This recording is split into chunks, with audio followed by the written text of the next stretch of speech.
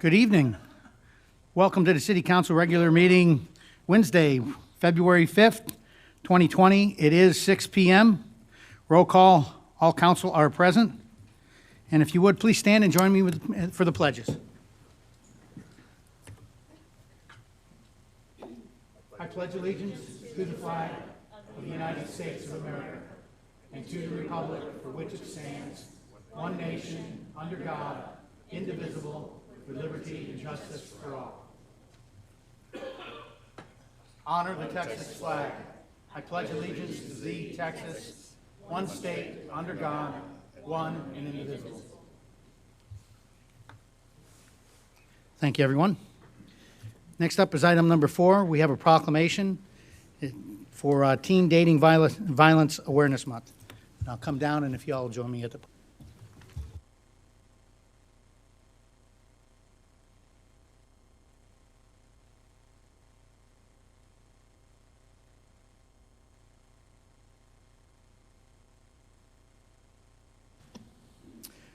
As I said, this is Teen Violence Awareness Month, and so we have a proclamation, and we have some folks from the Crisis Center, Comal County, that are joining us tonight. So I'm going to read this and present it to them.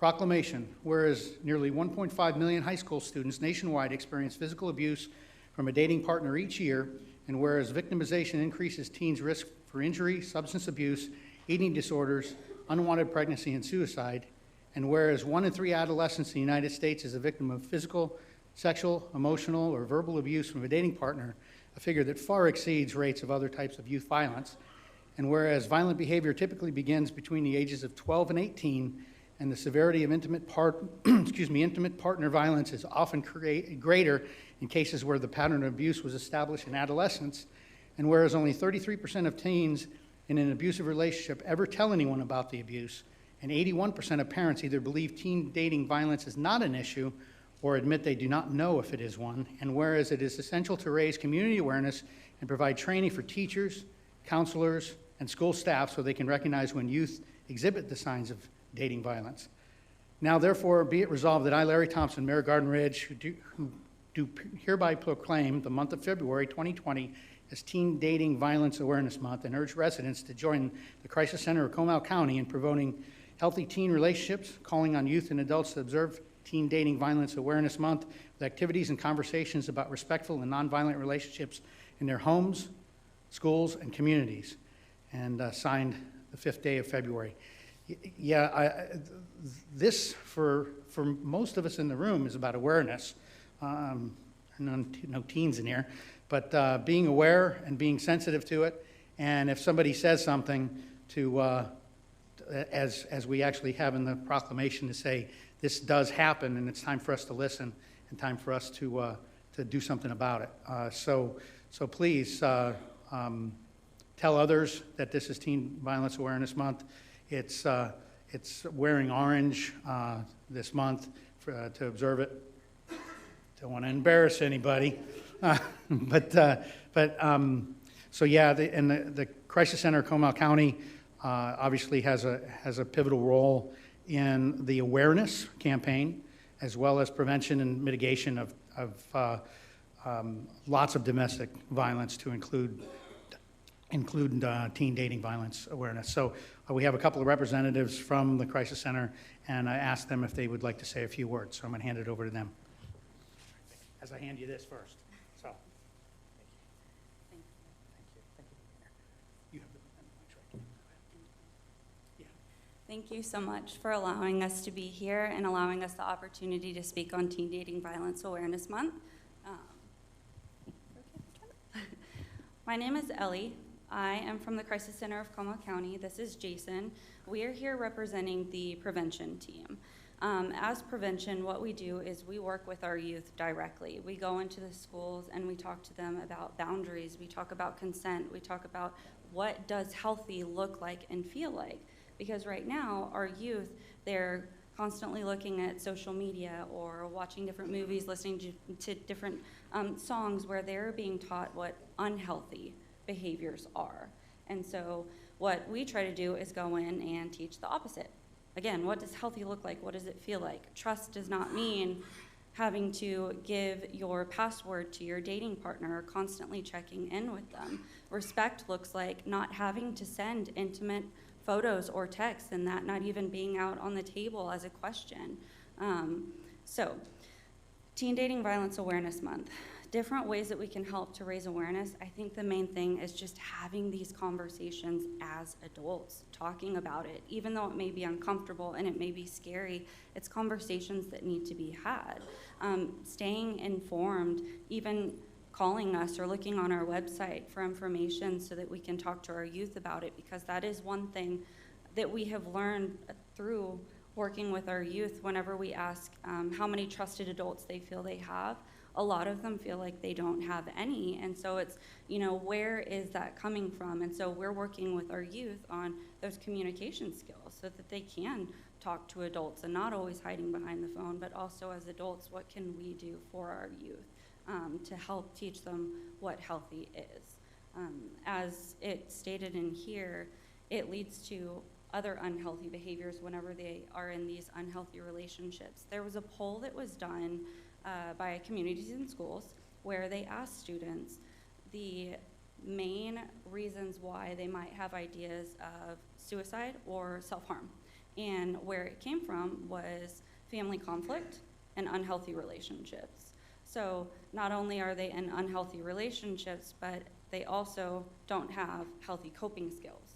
And so what we're trying to do throughout this month is really raise awareness in the community, because we want this to be something that we talk about every day, not just 1 month out of the year, but a conversation that can be had within our own homes, and then our students can take that out into their schools, and then we can all come together as a community, because it is difficult. This is a very difficult topic, and so working together to help better our youth and the relationships that they have. We do have a community event on Friday where we're going to raise awareness about teen dating violence, and it's going to be held downtown New Braunfels. It's on our website if any of you would like to come and attend and gain more information so that you can spread that to others. Okay? Thank you so much. We really appreciate it.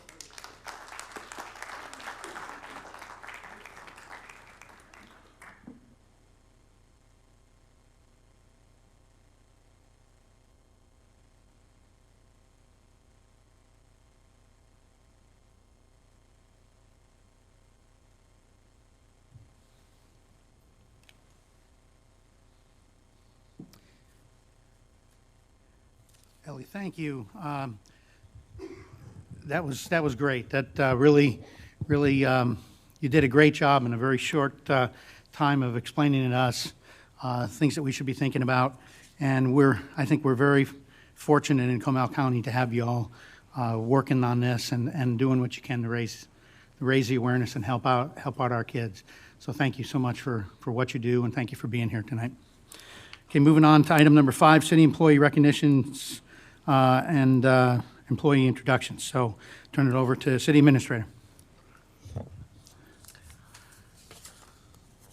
A thank you was received from a resident, Mr. Joe Maloney, on behalf of Patrolman Patrick Byrne for his presence on the police force being greatly appreciated, and thanking him for a job well done for monitoring traffic infractions at an intersection here in the city. Another thank you was received from Ron and Kim Ryan, thanking Officer Corey Hackenberg, giving him a big shout out for his quick response and insightful suggestions in finding a missing package that was delivery. They said they could not thank him enough for his great police work. We also received a couple of thank yous to city staff from Herb and Lona Langthorpe. The first one was received by the police department. They appreciate their caring, help, and compassion. The other one was received by the water department, thanking them so much for going above and beyond. And then we have one employee service recognition for the month of February, and it is for Holly McKay for 4 years of service with the city.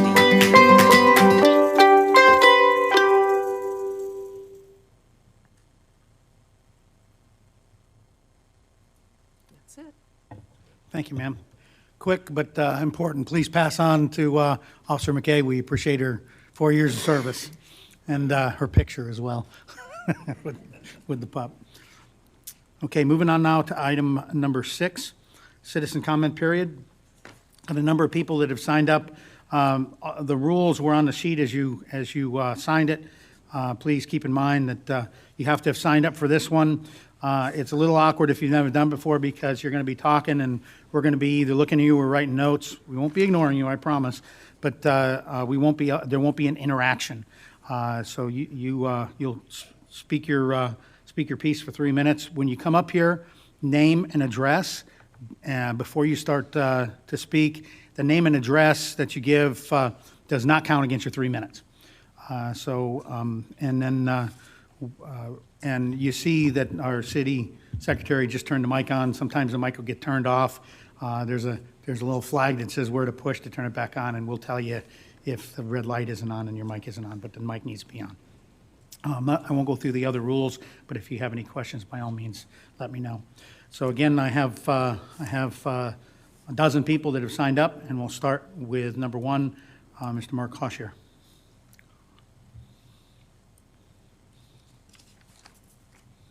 Hi, Mark House here, 20914 Misty Arbor. I would like to suggest that ordinance 22-02, 2020, the Tanaquil Pass, be removed from the consent agenda. I'd like to see some dialogue, historical data on the number of accidents, number of cars that we're talking about there that's a problem.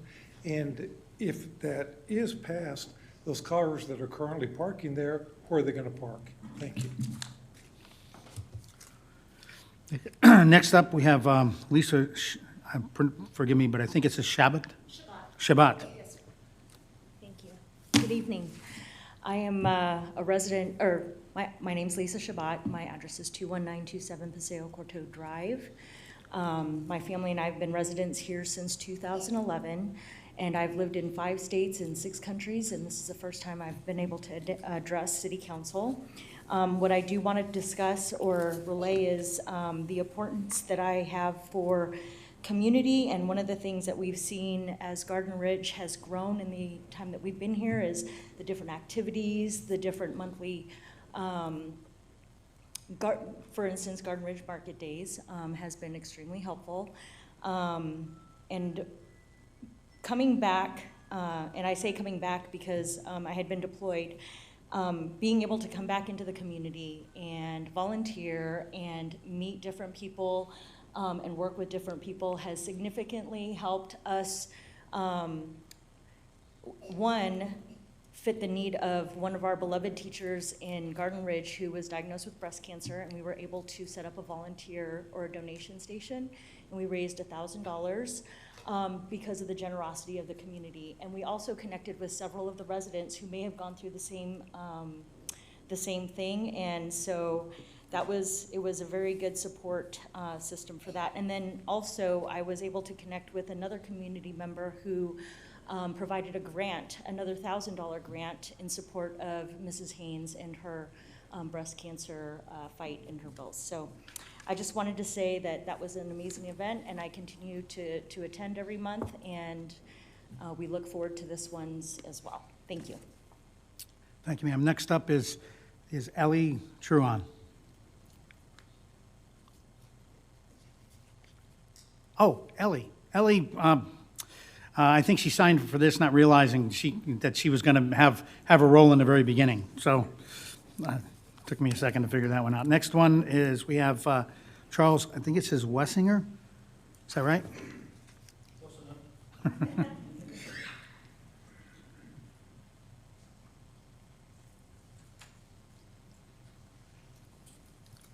Good evening, council members. Charles Weisinger, 8302 Shining Elk. I'd like to first second what Mr. Hoshier said, but then also just mention We've got Garden Ridge Elementary right across the street from us, and there is a Love the Run 5K coming up that Comal is putting on, and we are trying to raise funds to, if we have enough participation at this 5K, we will Garden Ridge Elementary can receive a $1,000 grant that they're planning to use to help fix the playground and stuff, because right now when it gets rained out, or if there's a lot of rain, it gets muddy and rained out, and so they need to replace the mulch and stuff there. And so there's a fun run coming up on Friday, or on Saturday, February 8th.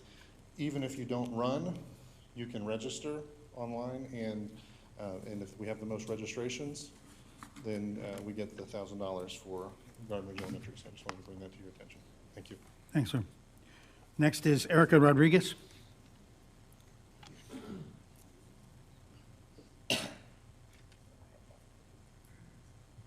Hello, good evening. Erica Rodriguez, 9328 Blazing Star.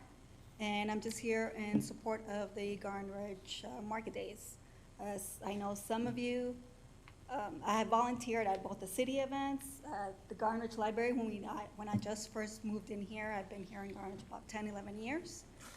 And now I volunteer also at the Garden Ridge Market Days. And at the beginning of 10, 11 years before, that wasn't here. And that is something that I've enjoyed, seeing all the other neighbors, the community get involved, other people knowing about Garden Ridge, but what we are involved about, the kids being there and knowing each other. I volunteer particularly at the crafts, face painting, and I just love that Garden Ridge community event, and I hope that you all support it, as we all do. Thank you. Thank you, ma'am. Next up is Rod Chamberlain. Good evening. I'm the Forest of Garden Ridge HOA, and my name is Rod Chamberlain, 8807 Cherokee Path in Garden Ridge. I'm here tonight not only as a resident of Garden Ridge, but also as the president of the Homeowners Association, the Forest of Garden Ridge, and some of the homeowners are here as well. You want to stand, let them know that you're here in support. We're here with regards to an item on the agenda, which is Ordinance 22 for a change. Basically, around 10 months ago, during an HOA meeting, a concern came up from the members of the HOA with regards to the safety of traffic and everything else on Tonkawa Pass and FM 2252. It's not about traffic accidents, it's about the congestion, it's about being safe and being able to have emergency vehicles come down Tonkawa Pass to get to any of our homes that are there. There are 49 homes that exclusively rely on Tonkawa Pass to get in and out of that neighborhood. Wildwood has the option, obviously, of going Tonkawa Pass or going over to Bat Cave if they go through the subdivision from that side. During the last 10 months, I have worked with the president of the HOA with Wildwood, kept them appraised of it. They were supported from the president of the HOA going forward with it. After we got enough consensus and understanding of this issue from the HOA members, we went ahead and we approached the city, asked the city for guidance and advice. Over the next several months, they went through and did their exhaustive investigation. They came out and investigated everything, asked questions, and came back to us with a recommendation. They did consent that, yes, there was a safety issue there or a concern, and the recommendation that you're now seeing in front of you for Ordinance 22 is to address that issue and put in their recommendations. So real quick, the concern that I have from a safety perspective has to do with the emergency vehicles being able to get in and out of Tonkawa Pass unencumbered. That's number one, because it's 30 feet wide, and that's it. The next thing is Tonkawa Pass, as I said before, is the only way for us to get in and out on those 49 homes that live there. The third thing is to ensure the families that are in our subdivision, but also in Wildwood that use Tonkawa Pass predominantly all the time, that they are able to get in and out, and we have a little bit easier traffic pattern with regards to daytime and evening traffic to going in and out. The last thing is for child and safety prevention with pedestrians. Our homeowners is in the process of enhancing our common area, the potential look at putting in a park on Tonkawa Pass. And this is to go ahead and ensure that anyone that's out jogging, walking the dogs or whatever, that there is no sight impedance with regards to going up and down Tonkawa Pass. So This is to ensure, once again, that they can see the cars coming, and also at the same time, make sure that the people that are driving can see them as well. So this is about safety and hopefully being proactive to adjust it from that side. Thank you, sir.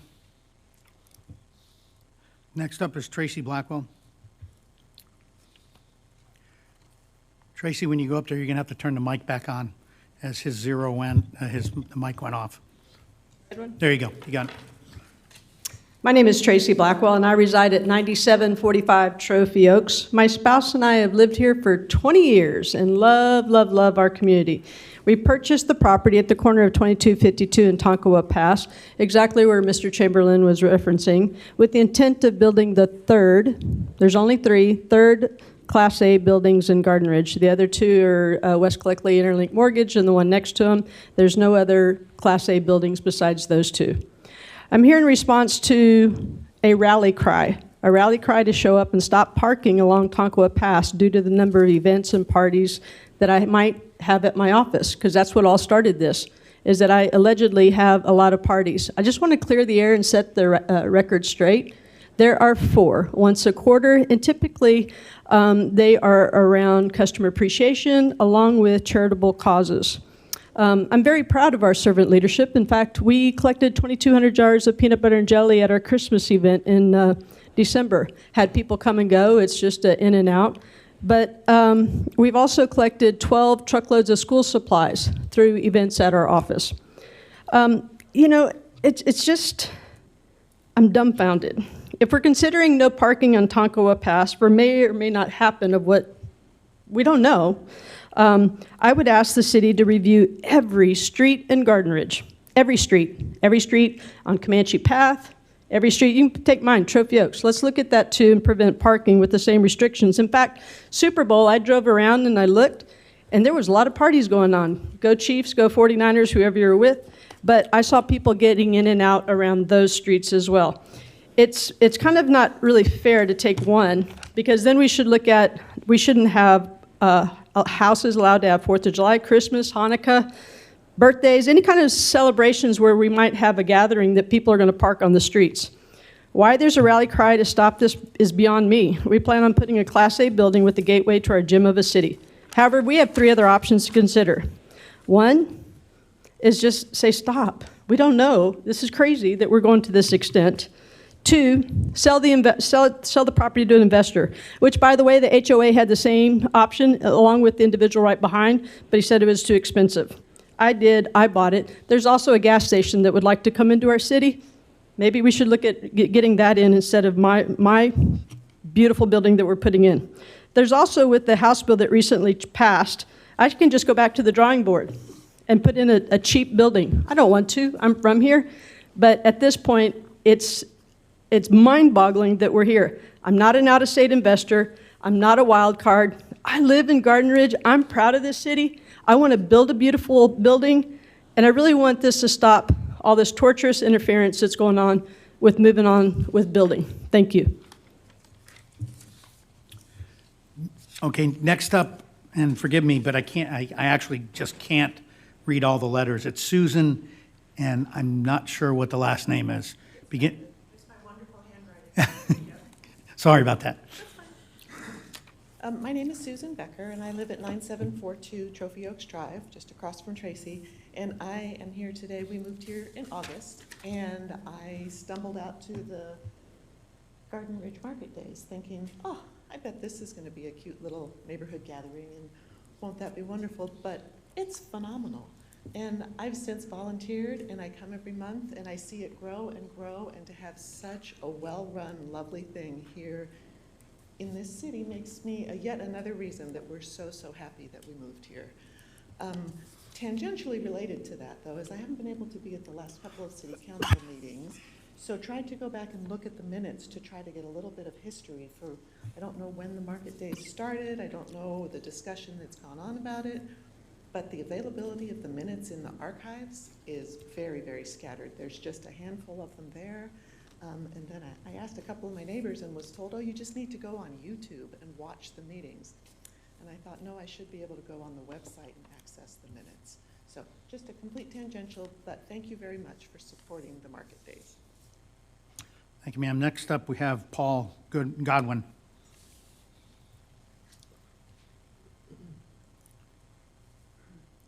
Yes, my name is Paul Godwin. I preside at 9660 Trophy Oaks here in Garden Ridge. I have been here 20 years. And I can say, I read this about the ordinance, and I have served on, in Lubbock, Texas, I've served on planning and zoning and all, and I understand most of this. What I don't understand is the fact that this ordinance is picking out just one area to work on instead of the whole city. But even knowing that, the one thing I can tell you, I recommended to Tracy about 15 years ago that she go into the insurance business. I personally have owned insurance business for some 30 years, and I recommended her to go into the business, and I recommended her to go into the business because she has shown many times before when she worked for HEB what a great citizen she was and how she helped other people. And I think you heard her speak a while ago and say what all she's done as far as raising funds for schools, raising fund for children. This is not a person that's throwing wild parties. This is a person that's helping the community. And I would just recommend on this that when you look at it, you make sure that what you're doing is setting an area by picking out one area is not really a good situation for the city. Look at it as a whole. If there's a problem there, you can correct it at that time. But to go in and make a rule that is not necessary at the time, I would suggest that maybe y'all pass on this. Thank you. Thank you, sir. Next up is Rudy Annebaker.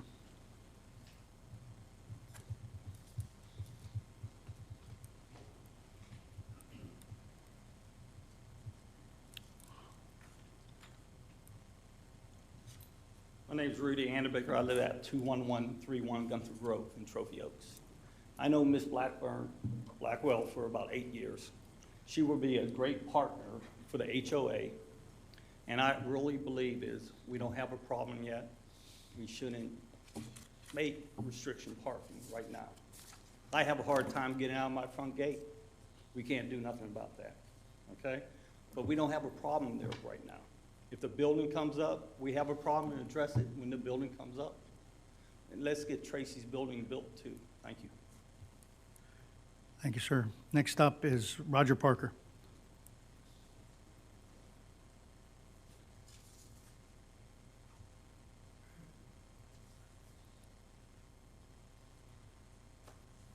Good evening. My name is Roger Parker. I live on Bat Cave Road, 22895.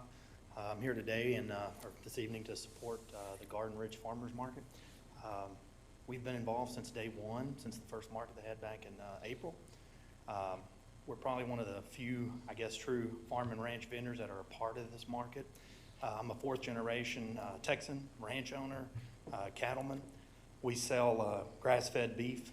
The market's been very good to us, coming since, like I said, April. On average, I'm going to say we profit, we do very well at the market, somewhere around $750 on average per month. The reason we set up our little meat company and grass-fed beef business was to try to carry on that generation of my kids that are all part of our family that know where products come from, not just grocery stores. We have all three of our kids, 9, 6, and 5. They work in our booth with us. A lot of times our little girl that's 9, she volunteers to try to get her volunteer time in at the little craft and face painting booth. The market has been great for this community. I truly believe with what they've done. Starting out the first weekend that we were there, the first Saturday, I want to say there was 8, maybe 9 vendors. The most recent month of January, I believe she had somewhere around 80 vendors. It's been pretty incredible to see what's been done in this community with the farmers market, with a very small budget. And I think the only way for success with the farmers market or with the market is consistency. So I would appreciate all of the council support to continue that and continue supporting our family ranch and truly farm to table. Thank you. Thanks, sir. Next up is Ken Kniper.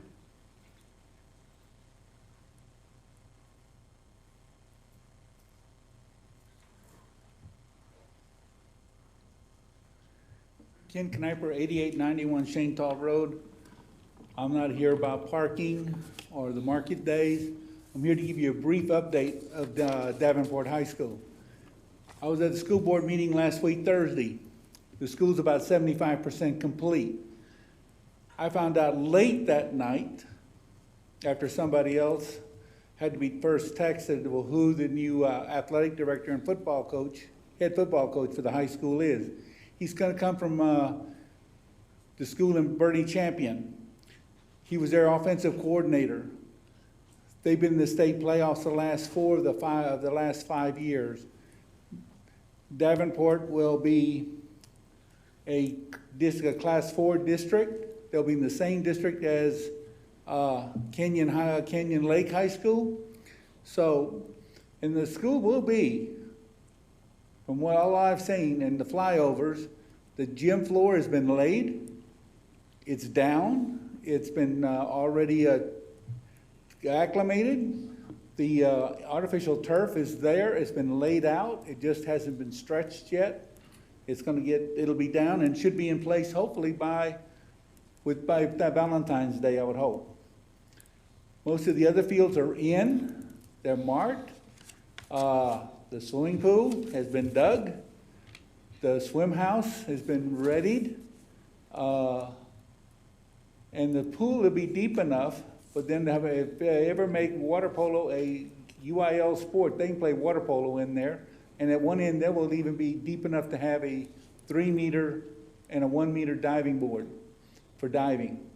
So, and the school is on budget. As a matter of fact, that's how some of these projects are getting done, is because the school is under budget. Since Mr. Kim has come, he has made sure that all schools are built on budget, never over. We have not gone over budget on any of our schools. They haven't named any of the other coaches that I know of, and I keep going to meetings and I keep finding out things that are going on within the district. Our state legislature is no fan, no help. They've helped us get out of the recapture plan or Robin Hood, but they've made other things very difficult when it comes to school bond issues. Every item, whether it creates a tax increase or not, it will have a statement now, this will cause a tax increase. And the next one will not cause any taxes to go up, because property values are going up. I don't know how we can stop that. Maybe we quit getting people to move into Comal County. That'd be the only way to stop our property values from going up. Thank you, gentlemen and ladies, very much for all that you do for our city. Thanks, sir. That concludes the folks that have signed up for item number 6, citizens' comments. Thank you, everyone. Move on to item number 7, the consent agenda. Council, and also say this for some people that have not been exposed to this lately. In the attempt to not have council meetings run till midnight, we're putting out more of the business of the council with ordinances that, well, in most cases, don't have any potential controversy to them, or any controversy we know of, or resolutions that are somewhat mundane. Instead of having to go through them one at a time, which takes up a lot of time, we're loading more of the consent agenda. One thing that's very important is that this is put in the consent agenda well ahead of time. The council is given the information, the background, the discussion to include whoever the department head or expert is that's kind of got the function of whatever this individual item is. They write up a cover sheet, and it gives the council a couple of weeks to take a look at what's in that item. It's sent to them individually, one at a time, so there's no confusion.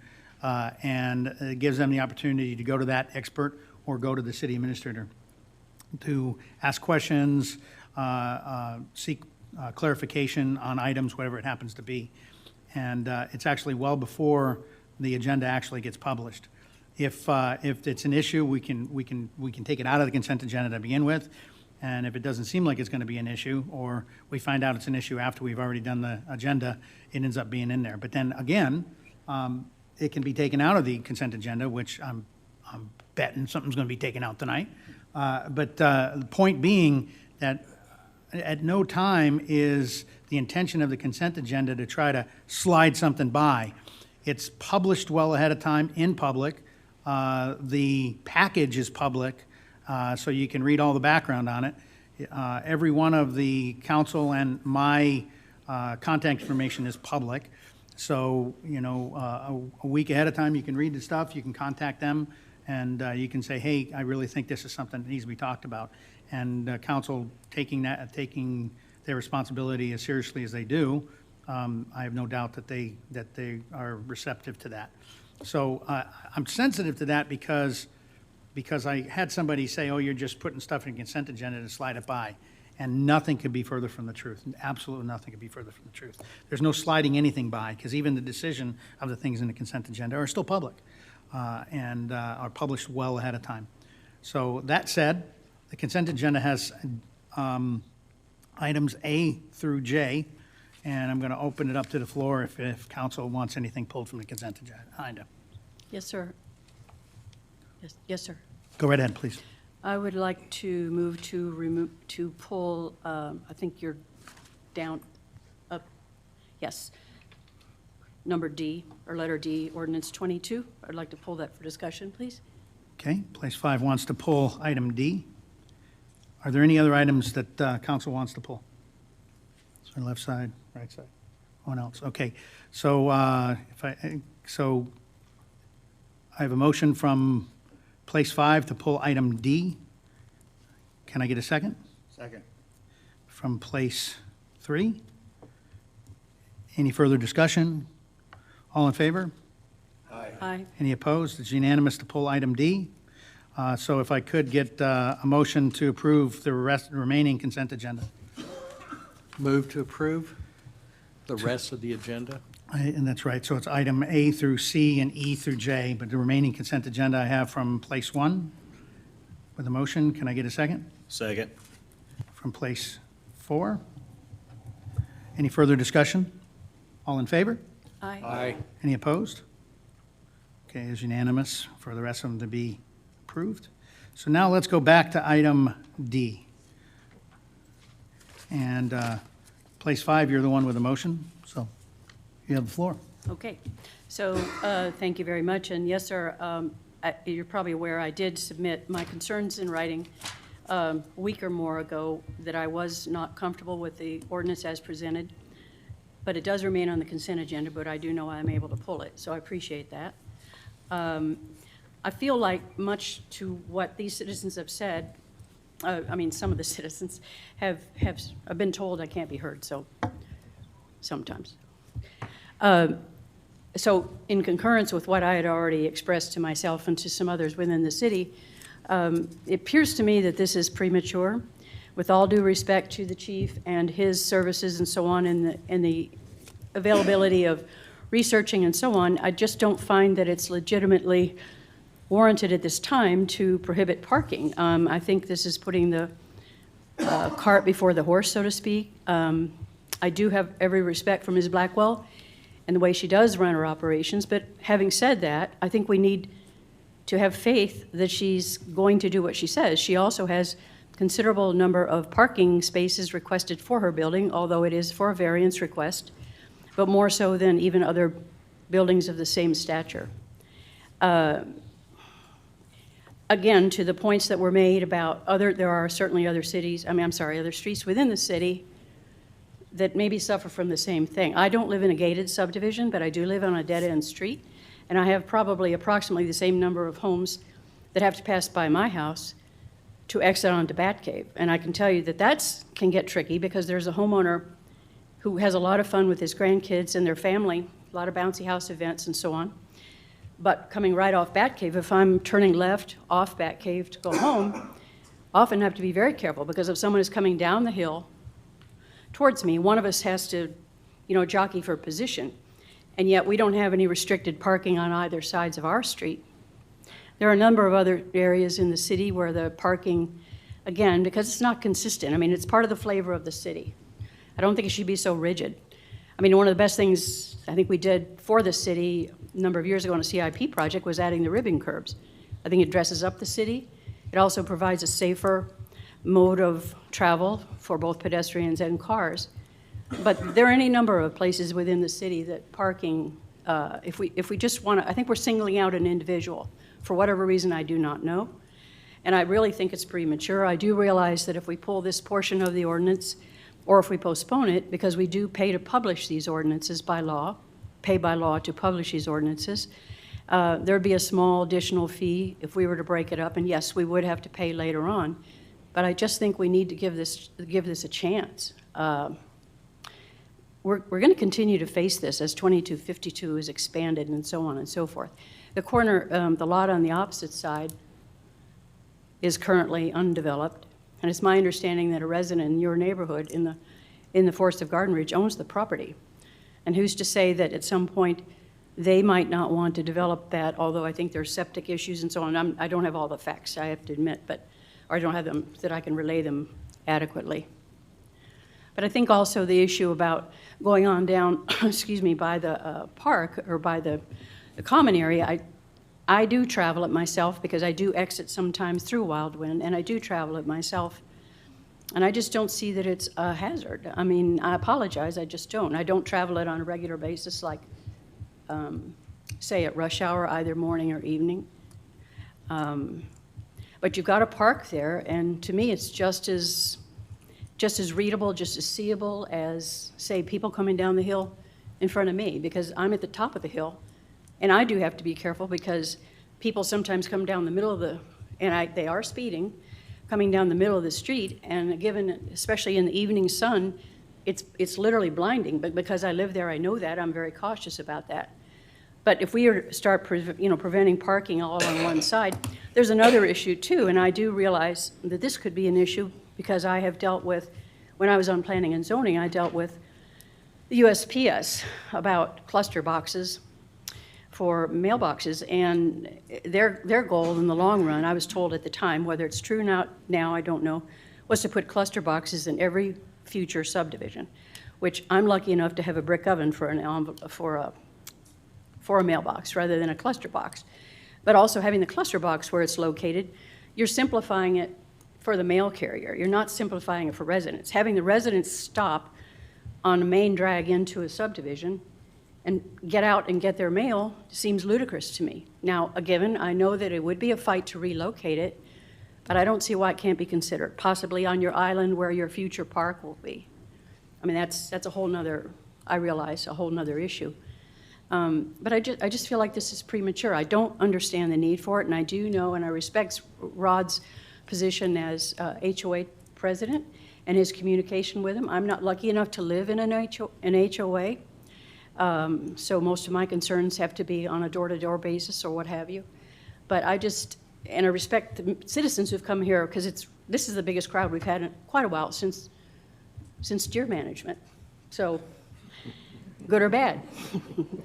But I do appreciate I do appreciate the citizens on both sides, if you will, coming forward. I just feel like it's premature. We've got enough on our plate. We have development. We have hopefully sewers at some point.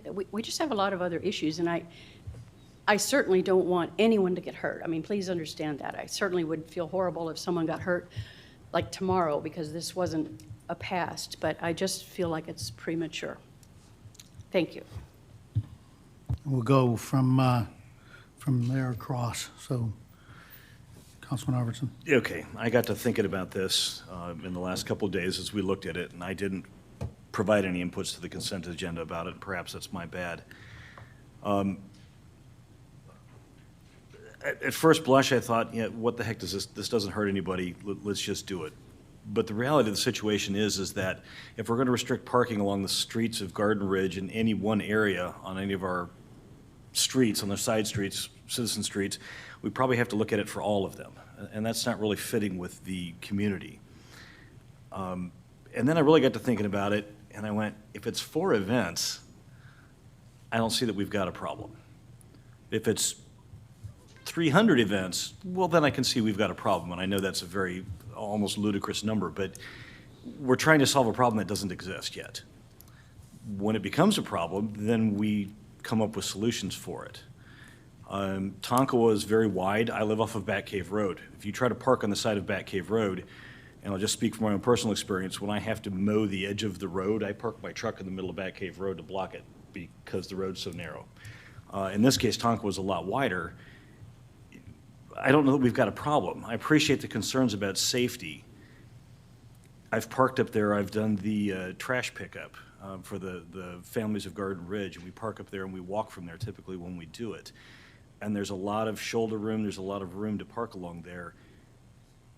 Okay, maybe the compromise is that we try to restrict the parking on there to the extent possible, but allow it for special events and things like that. Not an everyday special event, but on occasion special event. And when I say this, then I'm going to look over at my experts over there, that's the city attorney and the chief of police, and go, is it possible to do no regular parking and or we do special event parking there? What's in the realm of possibility? I'd love to hear your ideas. And then I'll quit talking.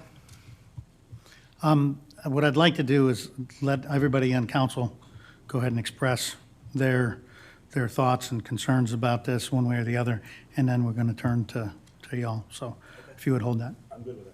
Anything else? No. Sir. When we were all first made aware of this, it had to do with numerous parties that Mrs. Blackwell may be having.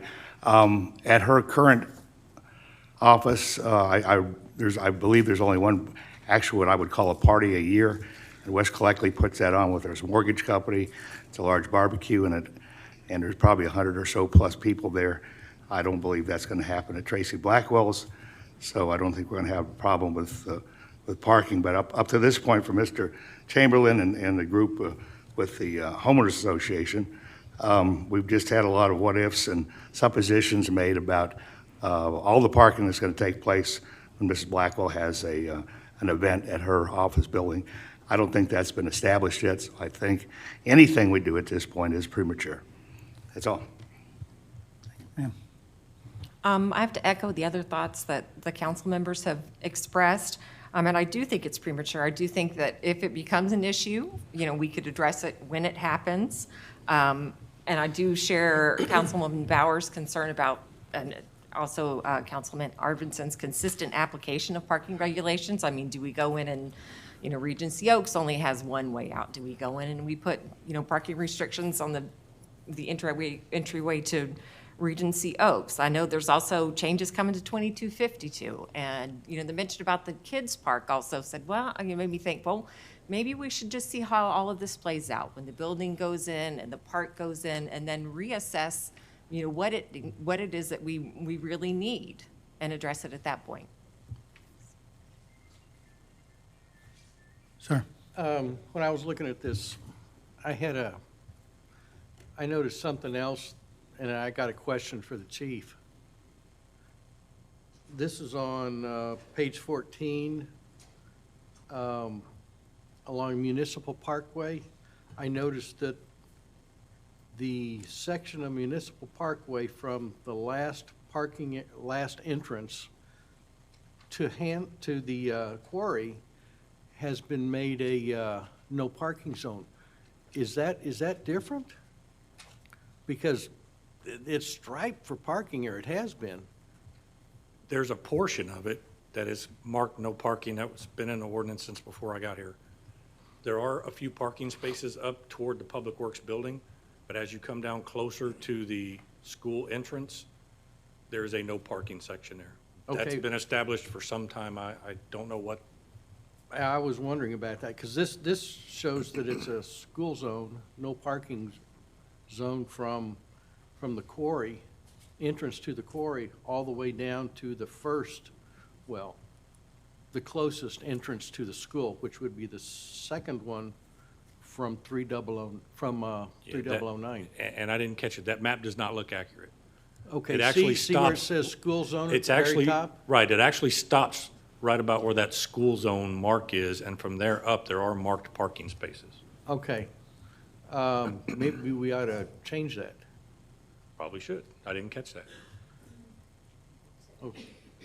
Okay, I'm well, sorry? that's something we can Right, look at in the later. area right there where it says school zone and the little arrow is, from there up to the gate, actually has some marked parking spaces there. Yes, and And, I didn't catch that was showing. And I'm us going to jump in schools. here, council, because if you all agree with what you just heard, that could be something that you could be approving with that change, so we don't have to go back to it. So just, if anybody has any questions, because obviously this is not what everybody else was talking about, but it's pertinent Yeah. to the ordinance. So does anybody have any questions or comments on what was just said about this particular area? Okay. Now, do you have anything on the topic that everybody else was talking about? Yeah, I looked at that also, and I was really surprised because that's got to be one of the widest streets in the city. And I could not imagine having no parking along there, especially since, and this has been disputed, I think it's a dead-end street because just from the point of view that if you want, there's no through traffic unless you have a code.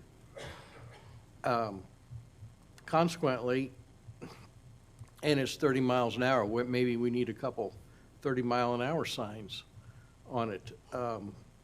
But in looking at this,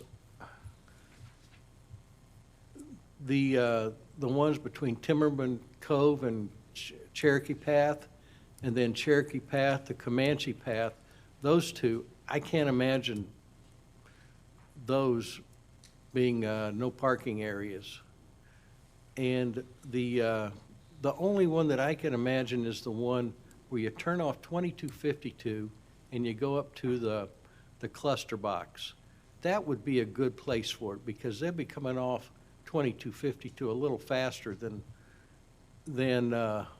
they would be leaving Tonkawa Pass. Plus, there may be people parked at the cluster box. That would be a good place for a no parking zone, just for the safety of the mail drop and, or the cluster boxes and coming off 2252, but that's a really wide road. On the other side, I can't really imagine that. That part being a no parking, because you're gonna have it, if you have it on the other side. So that's my take on it, just that one part on the right on the side of the cluster box, and then the other ones. If it becomes an issue later, I noticed some of the councilmen were saying, when it becomes an issue, well, if it's when it becomes an issue, then we ought to fix it now. But if it becomes an issue, we may not have to fix it at all in the future. So I'd just rather either just do that one thing or not at all. And if there's an issue in the future, then look at it again. We always have that option. Thank you. Okay, so I'm going to turn it over to the chief, and then we'll turn it over to our attorney. But Chief, you're the one that designed this and did the survey, and Okay. you had some reasons, and. Let's and, talk. I think it would be useful for you to tell council what you did and why. Certainly. And so, basically, I was contacted with a set of circumstances that said, should this happen, how do we prevent this from happening? Had nothing, and I don't look at this as what the residents want for parking in their neighborhood. I don't look at it as what the future building wants. I look at it as safe vehicular traffic, okay? Whether or not this comes to fruition, I don't know. But being given a set of circumstances said if this building goes in and if these all these cars want to come to these parties and these cars, where are we going to park them? How are we going to prevent a traffic issue? So this was proposed to me as a possibility that this may happen, so I put this together. Now, what I looked at was, number one, yes, it's a wide street. It's 27 feet wide.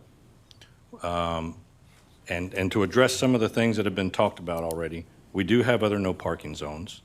We have other no parking zones around the club at Garden Ridge, which is a similar situation.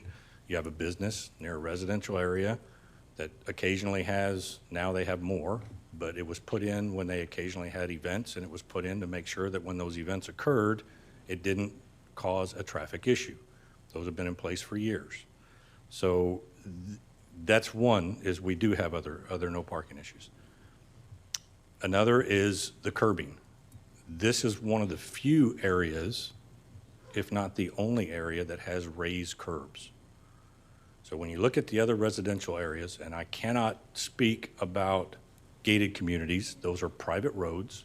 What they do inside the gated communities, how they allow them to park, and the HOAs allow that inside gated communities is a whole different ballgame because it's private property. Traffic code, transportation code does not apply. So we don't regulate those the same manner. This being a public roadway, it has raised curbs, whereas the rest of the city areas that have ribbon curbs, they are narrower streets, but people pull off the streets into the grass and onto the easements and don't actually park in the streets. Very seldom does that occur. It is impossible for people to park on both sides of the residential streets because that would block the road entirely, and we would have an issue immediately, and it would be addressed by either towing, whatever the case may be. I have not seen that happen because people pull off. So you have to look at the width of the street along with the raised curbs and what was planned to come in there, what I was told may happen. So that's why I looked at this.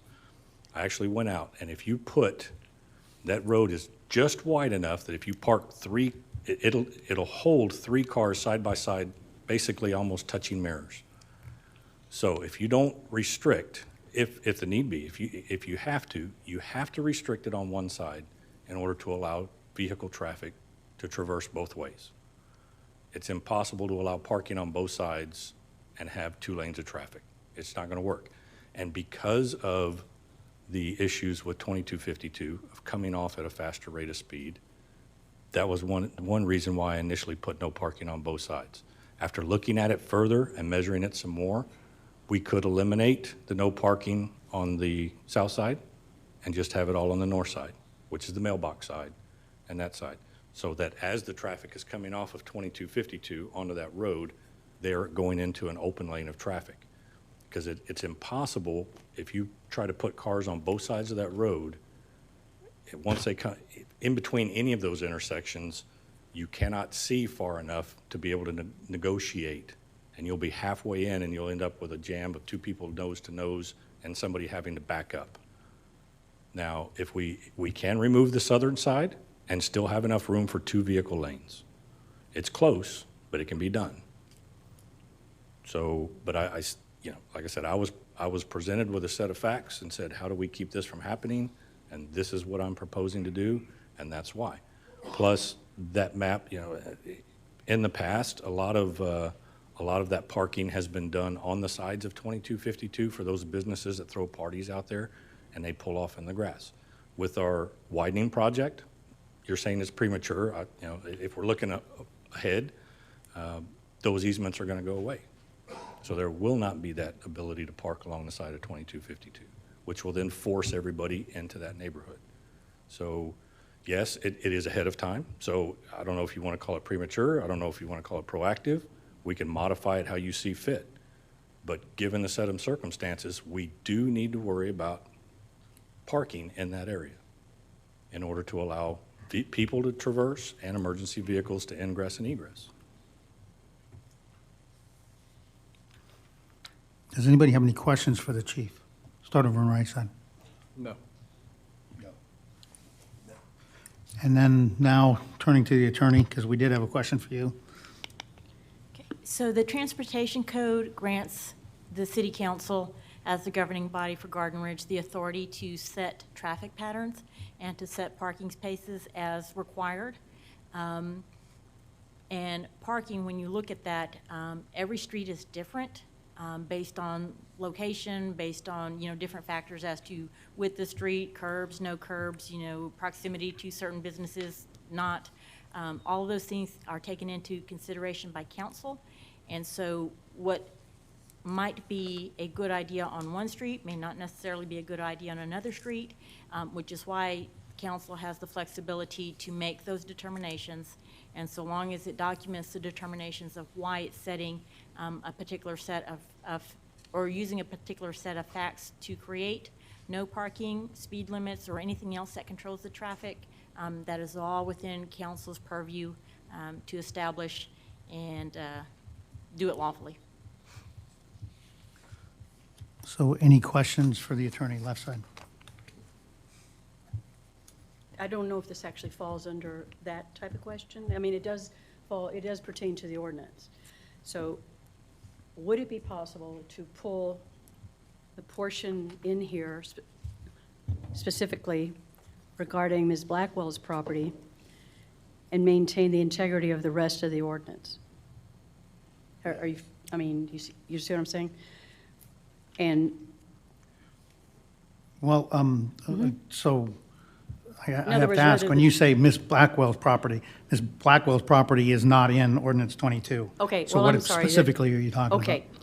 Would it be possible legally, from where we are this evening, to modify 22? I mean, I know we could make a motion, but what would it do to the integrity of the ordinance as presented if we were just to say, to cite, because the definitions and all that are still applicable, definitions, and of course, the concerns about through truck traffic, which I know has been an ongoing safety concern, general traffic regulations, through truck, I'm reading, through truck assemblages and so on and so forth.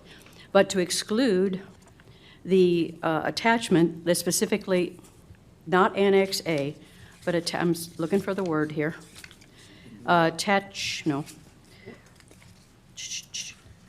Annex C.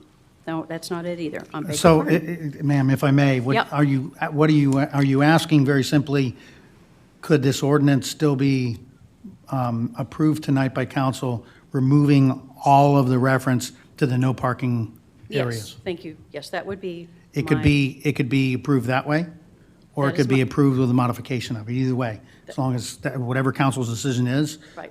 then we will modify it, it will be on the record of what you want modified, we'll change it, and then we Right, can, I understand. It'd be like we making can a sign it. motion to Yeah. approve it a certain way or whatever. Correct. Just was asking in this case, because the essence of the detail is throughout the ordinance, and yes, it's applicable. We don't want to exclude Tonkawa Pass, in other words, from any of the any of the safety issues, with the exception of the discussion about parking. So that would be my question, or my question, concern. So, yes, ma'am, the ordinance can be Right. adopted, or a motion can be made with that certain exclusion if Correct. that's what the council wants to decide on, yes. Correct. Just wanted to clarify that. I mean, I know we've done that in the past, but in this particular case. Anything else, ma'am? No, thank you. Sir? Sir, ma'am? Sir? Okay, so, council, what you have is the ability to approve ordinance 22 as written, approve ordinance 22 with striking all of the no parking, or approving ordinance 22 with modifications such as the chief mentioned. Any thoughts, questions on that?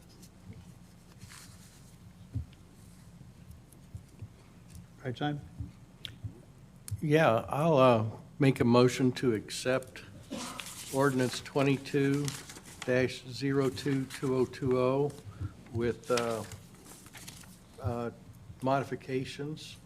The first modification is on Municipal Parkway, deleting the school zone for the places that are already marked for parking. And then on Tonkawa Pass, to keep the no parking along the side of the road with the cluster boxes, because that, I think, would make a big difference. And then delete the other three. no parking zones. The one across from the box and the two along Tonkawa Pass.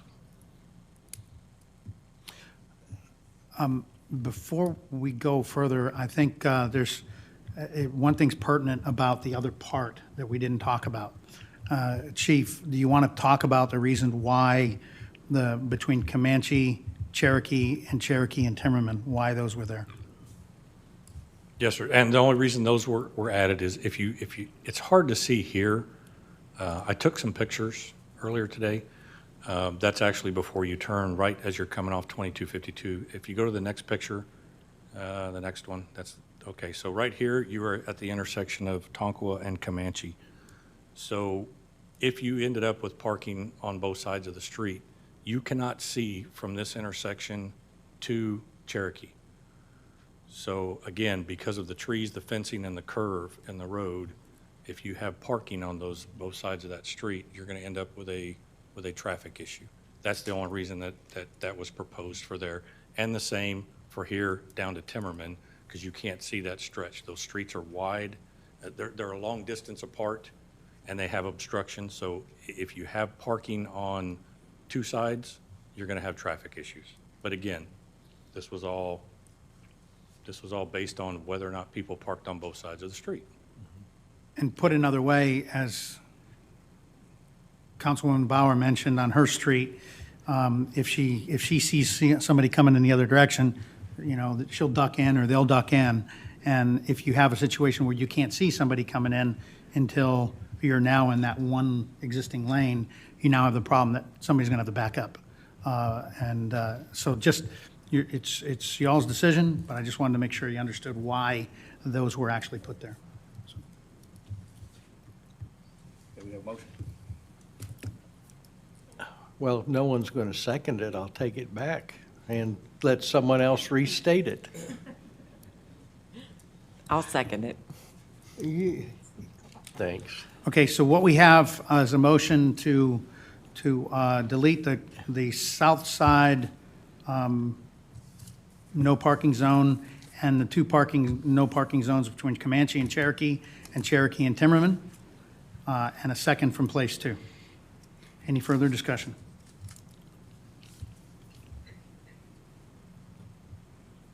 Or questions? All in favor of approving ordinance 22 and all the other stuff that's in it, because there's a lot more in there, with the modifications of what we talked about, Municipal Parkway, the upper part of Municipal Parkway actually having parking up there, not being a school zone, and what I just said with removing, in essence, when you look at this diagram, 3 of the no parking segments. All in favor? Aye. Aye. Aye. Aye. Nay. Okay, and all opposed? And I have a nay, oh, okay. Yes, you have a nay. So I have place 1, 2, 4, and 5 with yes, and place 3 with a no, and the motion passes. So ordinance 22, we will make the changes, remove these 3 no parking zones, leave the no parking zone on the north side of the first segment of the street, and we will change the Municipal Parkway. Just a second, Mayor. I Sir. think the chief and John agreed that the parking areas along Tonkawa Pass, the next 2 are going to stay.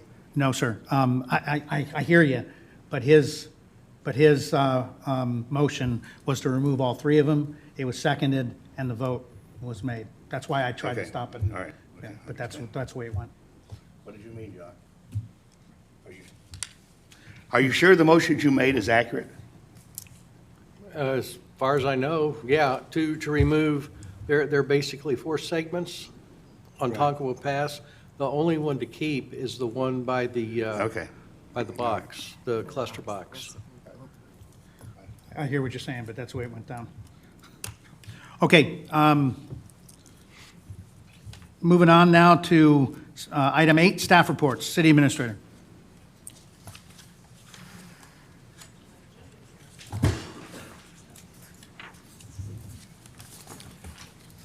The only thing that I would like to add to my staff report is that Denise Bissell has resigned her position here as utility clerk to take another position somewhere else.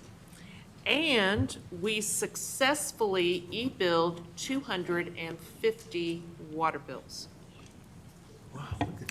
Thank you, ma'am. Any questions for our city administrator, right side?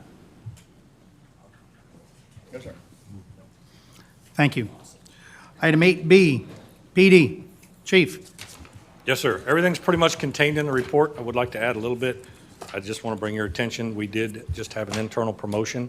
So Officer Joe Timke, after we did a process of opening up the position for our patrol sergeant. As you were aware, back in December, we promoted with the retirement of Detective Spiller. Keith Osborne was made the new detective, which opened up a patrol sergeant slot. We opened that up to outside, got some applications from outside and within, held a board last week with members from agencies outside of our own, so that we had some unbiased opinions from other agencies. And Officer Timke came out on top on that, so he has been promoted to the new patrol sergeant. So we now have 2 patrol officer slots open, the one that was already open and one now from the retirement and moving people around. But he was promoted, so if you get a chance to see him, he will have his stripes on soon. He's just got to get his uniforms modified. Please congratulate him on that.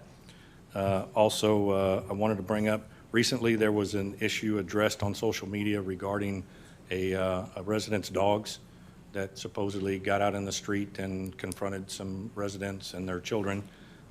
That individual did contact us. We did an interview. We were able to ascertain that there was no violation. The dog never left the property. They did not want to give us a written statement. They just wanted us to be made aware of it. So there was not an incident involving vicious dogs out on the road confronting anybody that we were able to confirm. So I wanted y'all to be aware of that as well. Other than that, everything else is in the report. Left side, anything for the chief? Comments, questions? No, sir. Could you just clarify for me what the law is on electric fencing with the dogs? I've had a couple questions about that. Law? There's actually Or not a law. ordinance, We what's have an the- ordinance that does Okay. allow electric fencing as long as signs are posted. Okay. He has those signs. We have another resident that has an electric fence and signs posted as well. Okay. And to date, I've heard rumors, but have never had anybody actually be able to give me a statement that these dogs have left that electric fence area. Sir? No. Do you want to mention class? Oh, and yes, we have refused to be a victim. The first of our series of 3 classes will be February 15th. We still have seats available for anybody that wants to do that and get lunch out of it. And as you know, this is the first refuse to be a victim. It will be followed by the CRAZE class, the Citizen Response to Active Shooter event, and then followed by the Citizen Response, or the ASIC, the Active Shooter Emergency Care course, which are the 3 courses that we do throughout the year that we recommend people take in succession as they feed off of each other and advance the training in each one. We do those twice a year, the beginning of the year and the end. So this is the first. We still have slots open. It's open to any resident, family members, businesses here in town, their employees, and we can even take some of the folks from our local churches. So if anybody's interested, get a hold of Jill up here at the PD. We'll be happy to sign you up. Thank you, Chief. Next up, Public Works, Mr. Steinmetz.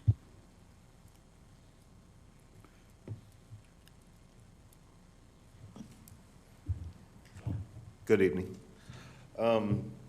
This month under streets, Public Works picked up some 38 tires that were dumped on Tonkawa Pass between Timmerman Cove and Wildwind. Have no idea who dumped them, so we're gonna pretty much bite the bill and have to dispose of those ourselves.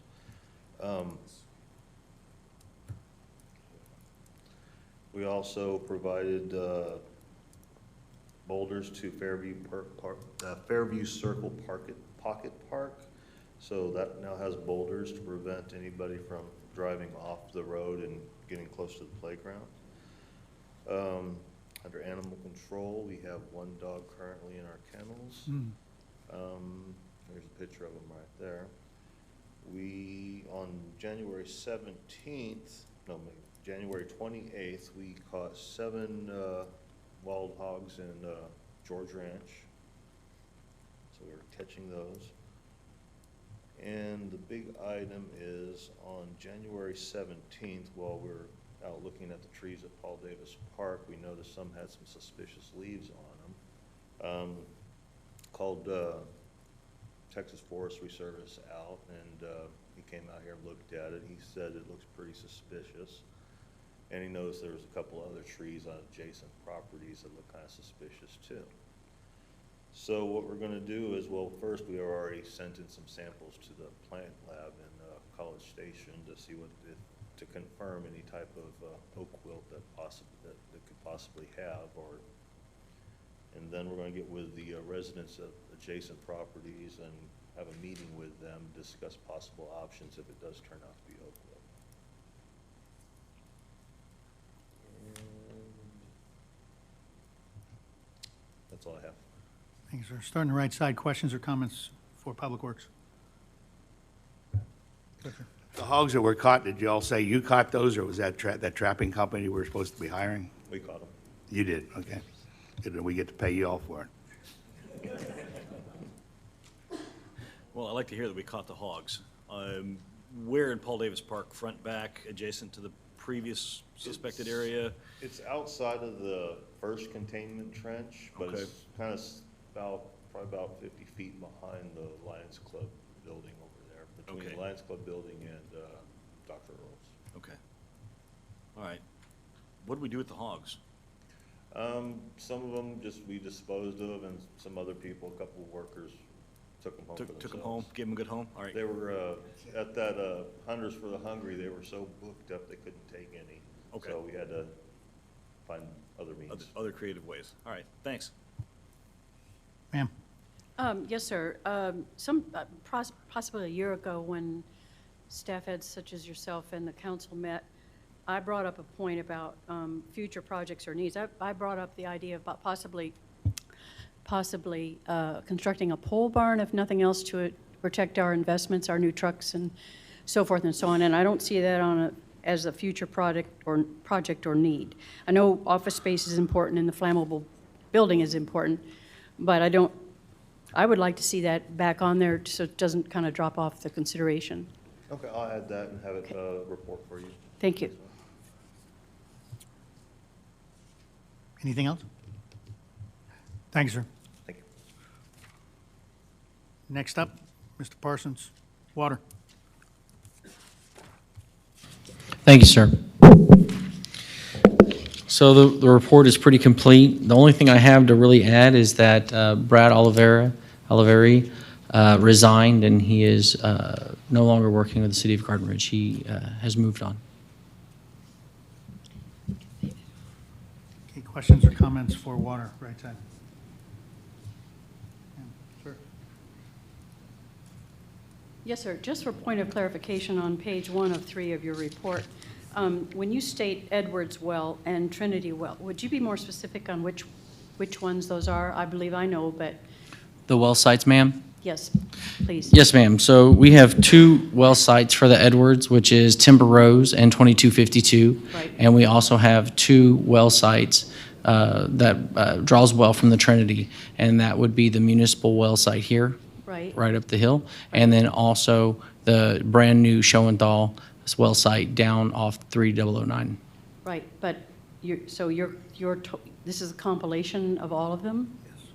Okay, could you spell that out in the future? I understand Edwards Well usage, but technically it's Edward Wells usage, and maybe site, because are all Trinity and Edwards up and running sufficiently? I mean, I know we're not in a high use period. I guess I'm confused with your question. Okay. So Edwards Well, so the way we track the water for Edwards Well and Trinity, we don't pay for them separately out of each well that's taken. We pay for them in bulk from what we take from the Trinity or what we take from the Edwards. Right. That's why we track the Edwards well usage and the Trinity well usage. Okay, but we are incorporating all of the wells presently? They're all functioning? They're all able to be functioned. Timber Rose is offline right now currently. Timber Rose is all. Correct. Okay. And you also had projected some maintenance issues in terms of proposals of maintaining on a regular basis and so on and so forth. I think it was quarterly and, sorry, I can't find it, quarterly and semi-annually proposing maintaining, like, would that be all the screens and everything else? Because I know the Edwards, that pump, if I'm correct, could be wrong, obviously. The Edwards pumps are considerably easier to pull, is that correct, than a Trinity well pump? So we have vertical turbine pumps, our motors and pumps, and we also have pumps that are in the ground that are submerged pumps. So the vertical turbine motors are significantly easier to pull, correct? Right.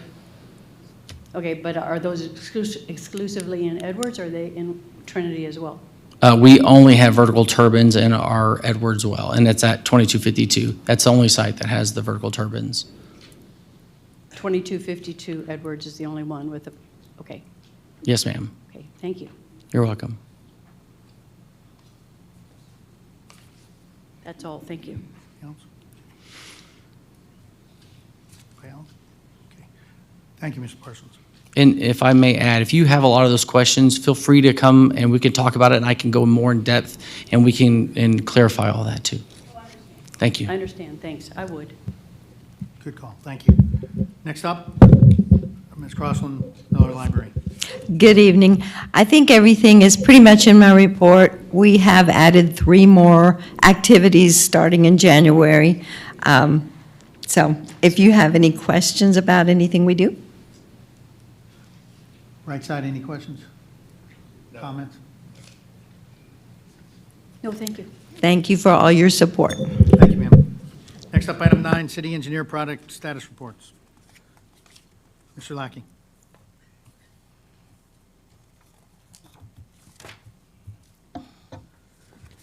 Good evening, Mayor, Council. You have a report, just some updates. The TxDOT has released their proposed cross sections on 2252 between 3009 and Bracken. And so we're in the process of going through those and investigating potential utility conflicts that they've identified and to determine scope of work that may be necessary on that part of the roadway. They just released us about a week ago. On the 2252 wastewater, we're continuing to meet with property owners to answer questions about the sewer system and address their specific development plans and how sewer could benefit or be provided to those tracks. And Blackwell office building, again, we've issued a recommendation for approval of the variances and wait further action from the city. Be happy to answer any questions Council may have. Thanks, sir. Left side, questions? No, sir. Nope. Thank you. Thank you, sir. Item number 10 are city commissions and committees. A, planning and zoning. Dr. Miller. Yes, sir. Good evening. We had a short meeting, planning and zoning, last month, which leads right into the main topic from planning and zoning. Resolution number 439-092018, which succinctly sets the time, date, and place of the regular meetings. It's a subject that you all are familiar with from our commission. We voted to amend that, to bring forward to you a recommendation, and we voted in commission to have an amendment to that resolution to remove the regular meeting on the 3rd Thursday of each month, effective March 2020. Our reasonings are that we've demonstrated commission stability over the last 2 years. We don't have a lot of people coming and going like we did when we first put that piece in the resolution, and we have demonstrated our ability to call a special meeting if necessary. So we don't see need to have it on the books that we have to have a meeting every third Thursday of the month. That's the resolution that's the recommendation that came forward from the committee. In addition, towards the end of the meeting, it became known that the city's now in possession of the rewrite draft zoning ordinance from Freeze Nichols. The commission members have had that to look at for the last 1.5, 2 weeks, and will be discussed at this month's meeting, and hopefully come forward to city council with some ideas and recommendations next month regarding that, if not sooner. That's all that we discussed at our meeting. We await your decision on our recommendation towards an amendment. Okay, so thank you. I'll take it back. So item 10A 1.2 is the action for resolution 439-022020. So a quick review. Back in September of 2018, this body approved the resolution to declare that planning and zoning would have 2 meetings a month. And by having 2 meetings a month scheduled, that changed the quorum requirements. They were up against calling a lot of special meetings that had increased quorum requirements.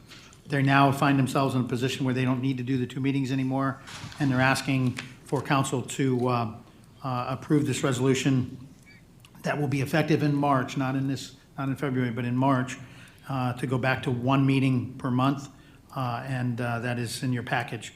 So if you approve that, effective March, they'll go back to 1 scheduled meeting. They obviously can still do special meetings and everything, but 1 scheduled meeting. So if I could get a motion on that? Move to approve. Place 3 with a motion. Can I get a second? Second. Discussion? I will, yes. Place 4 with the second. Any further discussion or questions? Right side? Good. Yes, sir. I was just wondering, I'd like to ask City Secretary if there's any additional plus or minus to just canceling the Thursday meetings as they presently stand versus calling a special meeting for future, because I know obviously the work will pick up once we begin on 2252.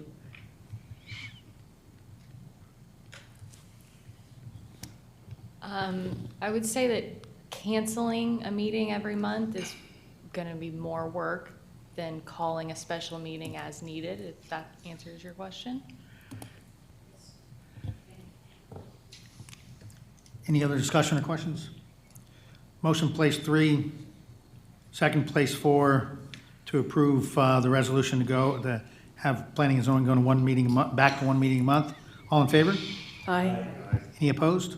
It's unanimous. Thank you. Dr. Miller, anything else? No, sir. All right, thank you very much, sir. Thank you for all that y'all are doing. Next is Quarry Commission. They had 1 meeting, and Chairman Holly is making his way.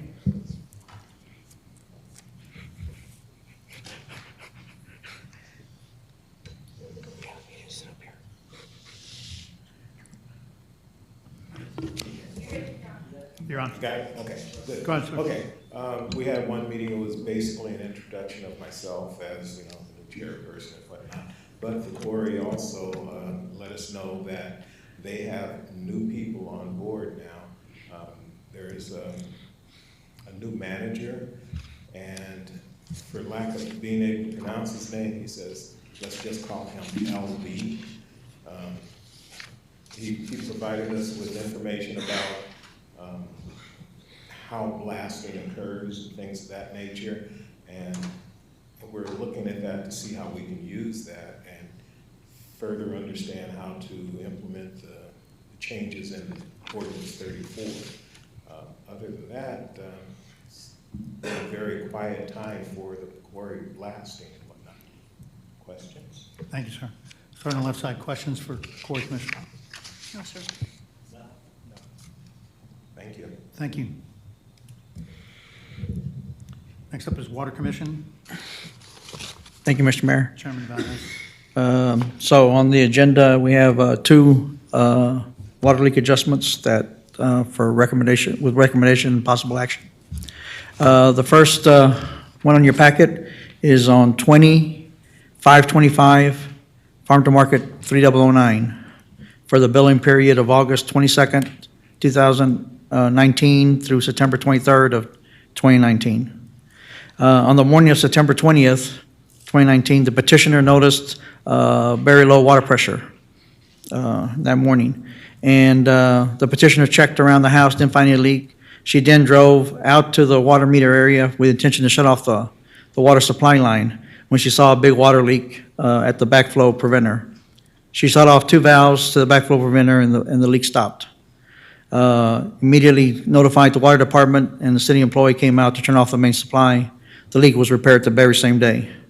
The location of the leak is in an isolated wooded area of the large lot. I think it's about 5-acre lot that you can't see from the street, you don't see from the driveway, it's far away. Our water department staff agreed the location was very difficult to see in the wet spots unless you walk right up to it.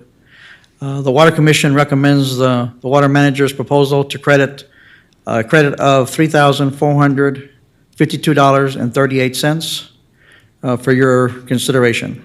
I'll turn it back over to you. This is based on calculating the cost of the water leak at the lowest tier rate, I'll point out.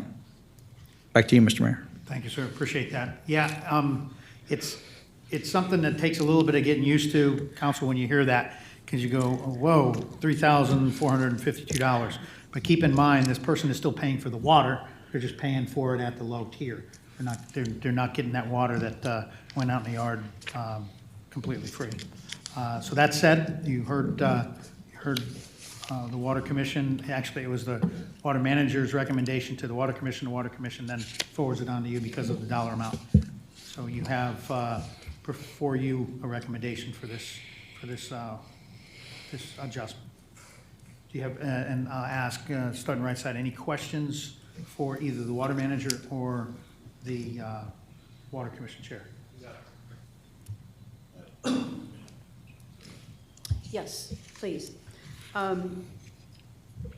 would assume, maybe incorrectly, that these leaks were tied possibly into a sprinkler system or something, because they're occurring, the bump in the usage is very consistent, like 12:33 p.m., 12:33 p.m., 3:33 p.m., which I know are your readings, but the bumps in the usage, so I'm assuming that's tied into sprinkler? I don't know.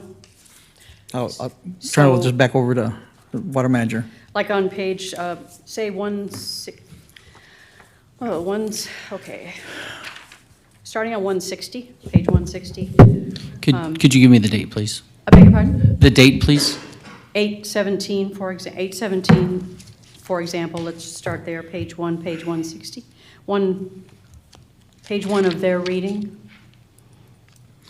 So this leak, she has no irrigation. We noticed that there was no irrigation or extra usage. We also went through her history of what she's used previously, and it's very consistent. But yeah, so if you go through, you could see that the leak substantially gets worse, and we could not see or determine any irrigation usage. Okay, well, just from an understanding standpoint, and I do understand that you offered to talk to me about this, but I just wonder why it jumps at the same time every day. I apologize. Are you looking at the third column? Or No, I'm looking at the date, the time, and the usage, okay? I'm sorry. So that Yeah. is a max usage. To the right is Right, the gallons used, okay. correct. Yes, ma'am. Okay. All right, that helps. But it collates some, okay. So she has no sprinkler system? Yes, Okay. ma'am. Okay. All right, I think that's all my questions. Thank you. Okay, council. So you have the recommendations. Anyone like to make a motion on this?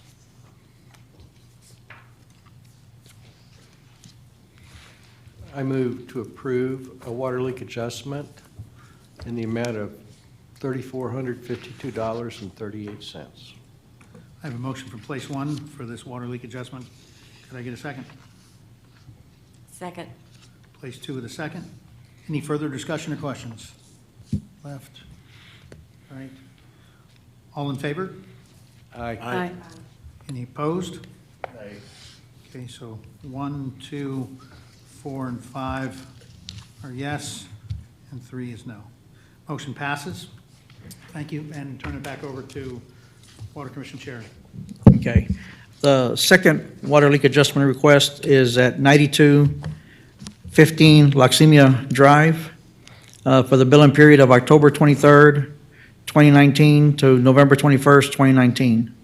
Water Department staff member was checking on an abnormal water meter reading. This was the regular monthly readings, and the system triggers something that's high. As he walked to the front door, he advised the homeowner, to advise the homeowner, he noticed a green patch to the right side of the house where water was standing. He immediately turned off the water at the backflow, which stopped the leak.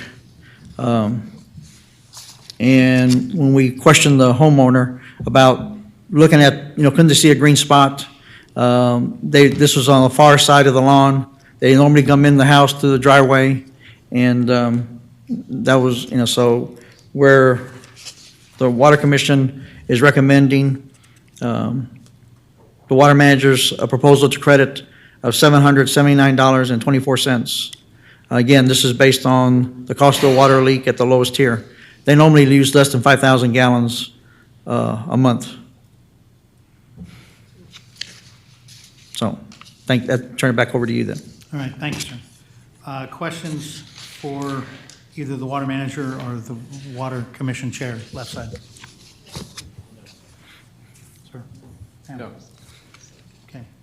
Would anyone like to make a motion on this one? I move to approve the water leak adjustment for 9215 Gloxinia Drive. And, ma'am, to confirm, it's $779.24? Correct. Place 2 with a motion to grant the water adjustment for $779.24. Can I get a second? Second. Place 4 with a second. Any further discussion or questions? All in favor? Aye. Any opposed? Aye. Place 1, 2, 4, and 5, yes. Place 3, no. Motion passes. Back to you, Chairman Valdez. Okay, thank you. The Water Commission also reviewed one other leak adjustment request that actually was placed on hold from the November Water Commission meeting. We did make a recommendation to the city administrator to take action on this request. It was less than $500. Other activities, the commission discussed possible recommendations related to the water leak adjustment process. So we discussed clarification of the roles of the water manager, water commission, as to what a leak is, what a water leak is, what a water loss is, possible standard for evidence, as well as to process water leaks without sufficient data available. Revisions to Ordinance 54 with respect to the water leak adjustments will be forthcoming. We also reviewed, gave a status update on the Water Commission projects that the mayor and council presented to Water Commission back in October or September of 18, I believe. So went through all completed items, what next steps were, and develop a new action plan with assignments were developed for 2020. The commissioners were paired off to work on individual items outside the commission and staying in pairs of twos to avoid a walking quorum. And some of the new projects is reviewing all the 3 ordinances, 54, 96, and 159 thoroughly, not just looking at different items, but just really looking through all those. And next one is developing a community education plan for water conservation, something that we can either bring, to our regular meetings or have special classes or special sessions or online, things like that. So that's in the works of how to conserve our water. We're going to document the water rate review process that we did last year, so it's not just relying on person, it's a process. We want to investigate commercial water rates for next year. And then also, we have a commitment already to review the water rates for 2021 to present to council in November, as it is. We want to revisit the sourcing demand Consult on developing an effective and efficient management plan for water usage, for supply. Maybe also conduct a periodic review of water leases. And then we're going to consult with the water department on infrastructure upgrade needs, look at equipment, consult on the master water plan that's on the process, in the way, and also provide input into the budget in the spring. I will provide monthly updates as we go, as the commission meets to the city council. Our February meeting has been canceled due to a conflict with early voting, and so our next, with the March primary election, so our next meeting is scheduled for Tuesday, March 24th at 6 p.m. here in council. And that's all I have, Mr. Mayor. Thank you, sir. Comments or questions for the Water Commission, left side? No, thanks. Sir. Ma'am?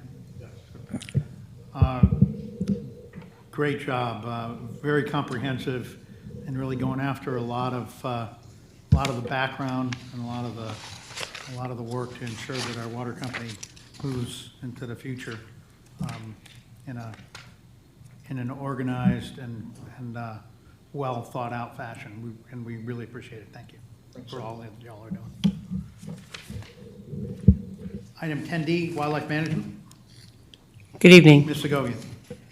Good evening. At our last meeting, we did have an educational session that Dr. Minor Williams presented on our bat cave.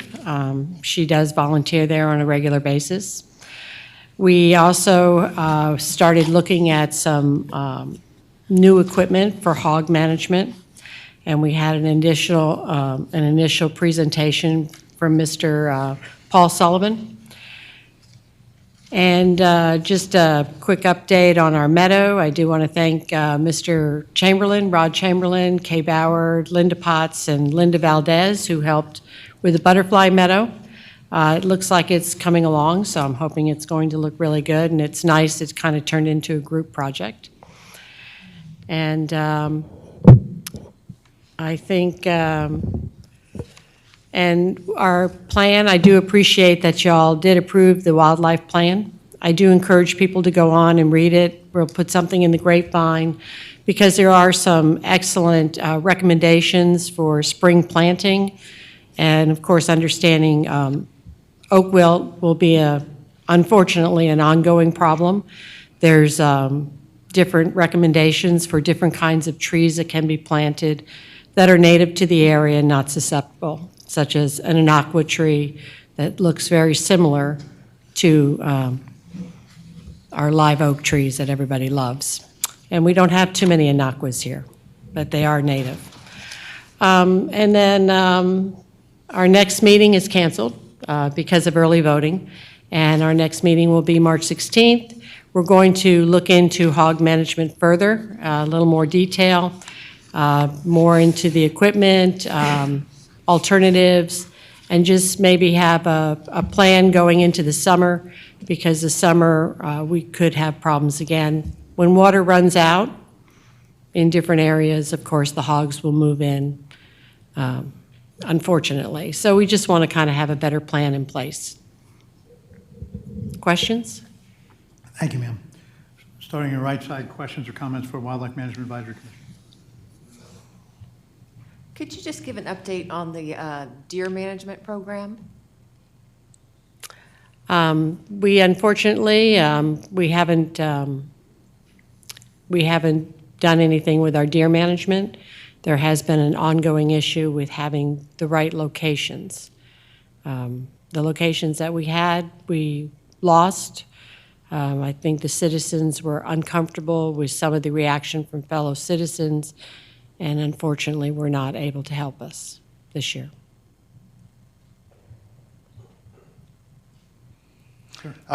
Just a real quick question on your plan that last month I told everybody how extensive it was and how well written it was. It's an incredible document. But how did the oak wilt fit into your wildlife management plan? Well, the oak trees, the live oak trees that we have is one of the most, it's a foundational plant. And almost every one of the mammals that live here in Garden Ridge rely on our oak trees, along with our birds and amphibians. So it's an extremely important part of the habitat in this area. Were we to lose our oak trees, we will lose the remainder of our wildlife, or it will be severely damaged too. I mean, we like it for property value, they need it to survive. Over 600 different types of wildlife, insects rely on our oak trees. That's an incredible part of our habitat. Very important. Thank you. You're welcome.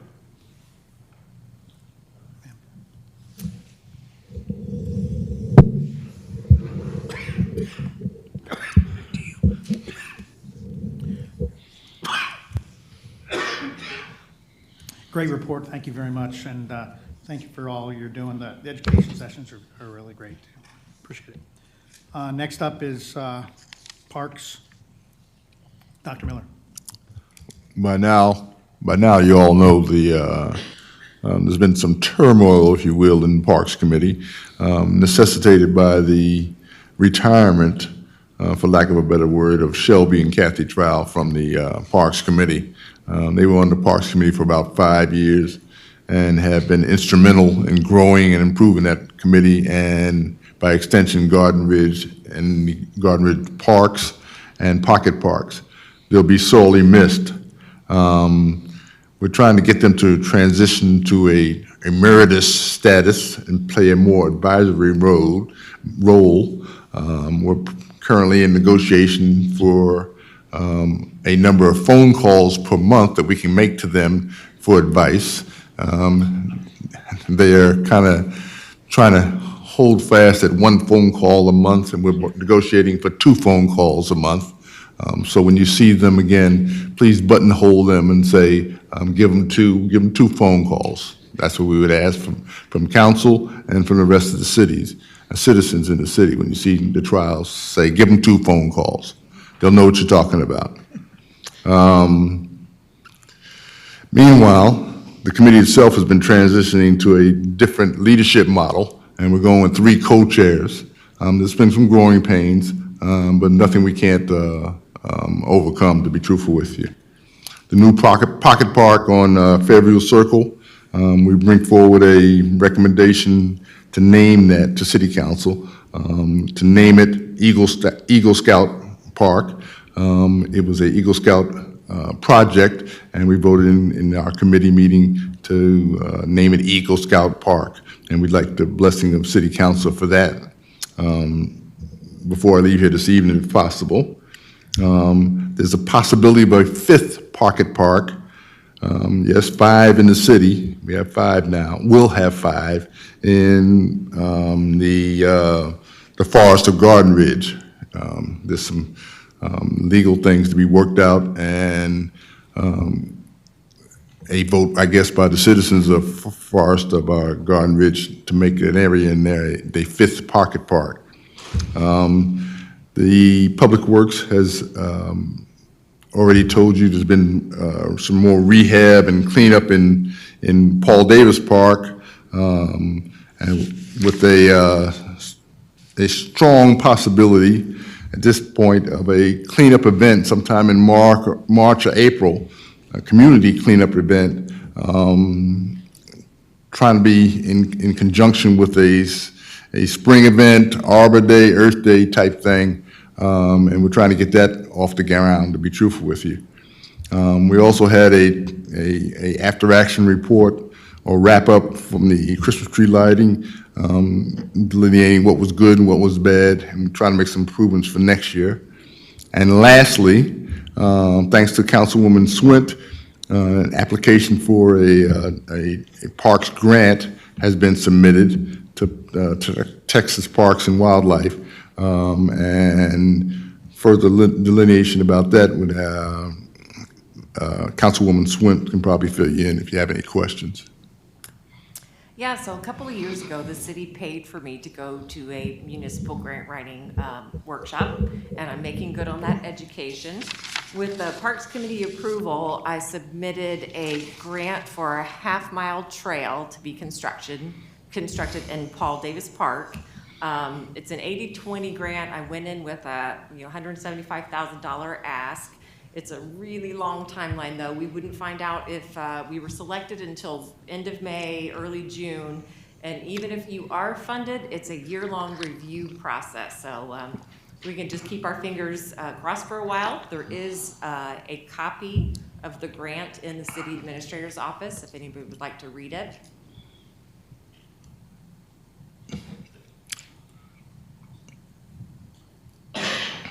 Anything else, sir?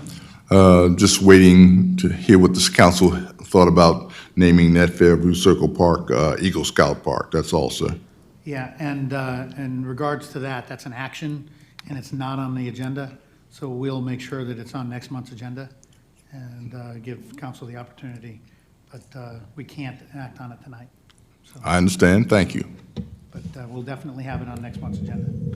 So, starting over the left side, comments or questions for the Parks Committee?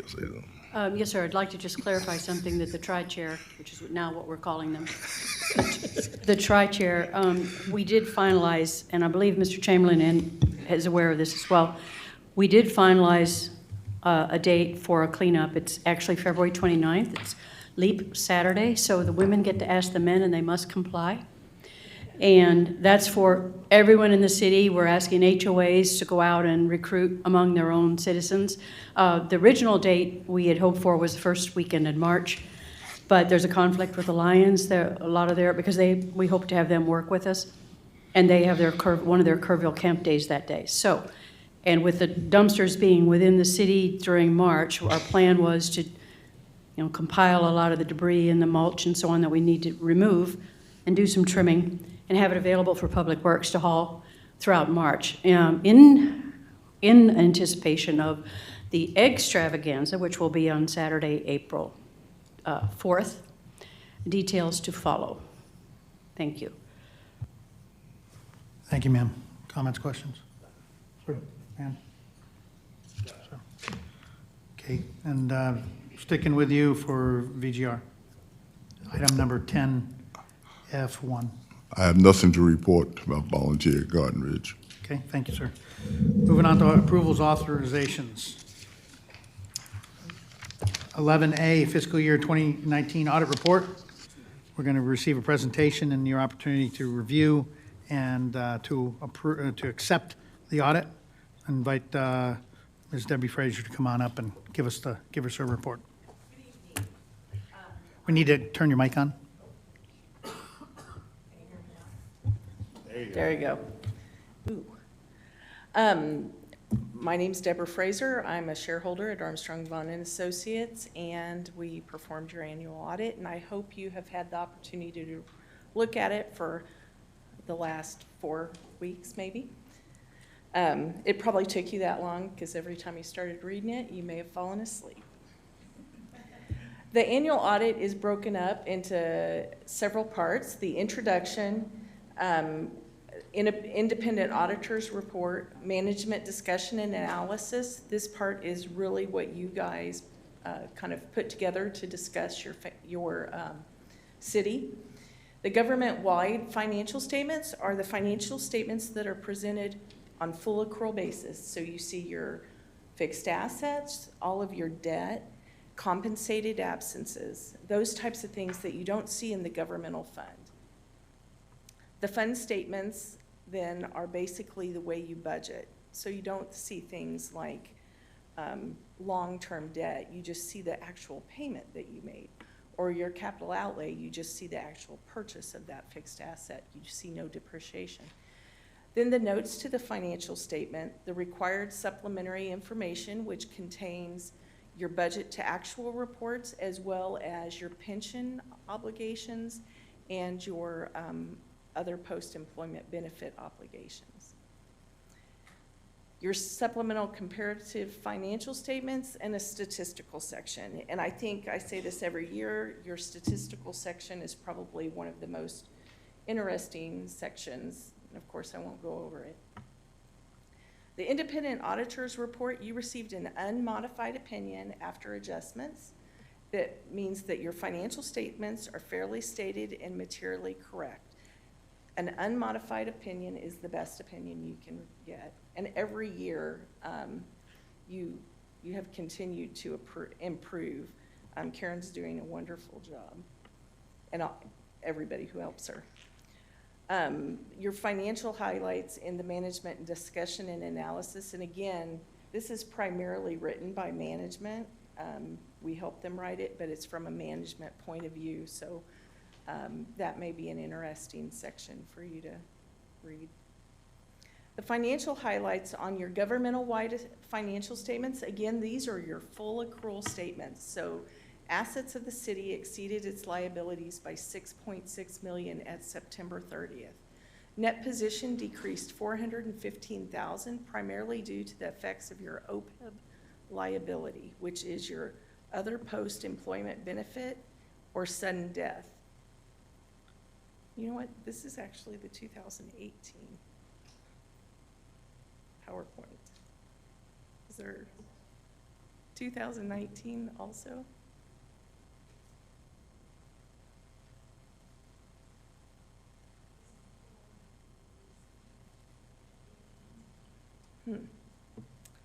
Okay.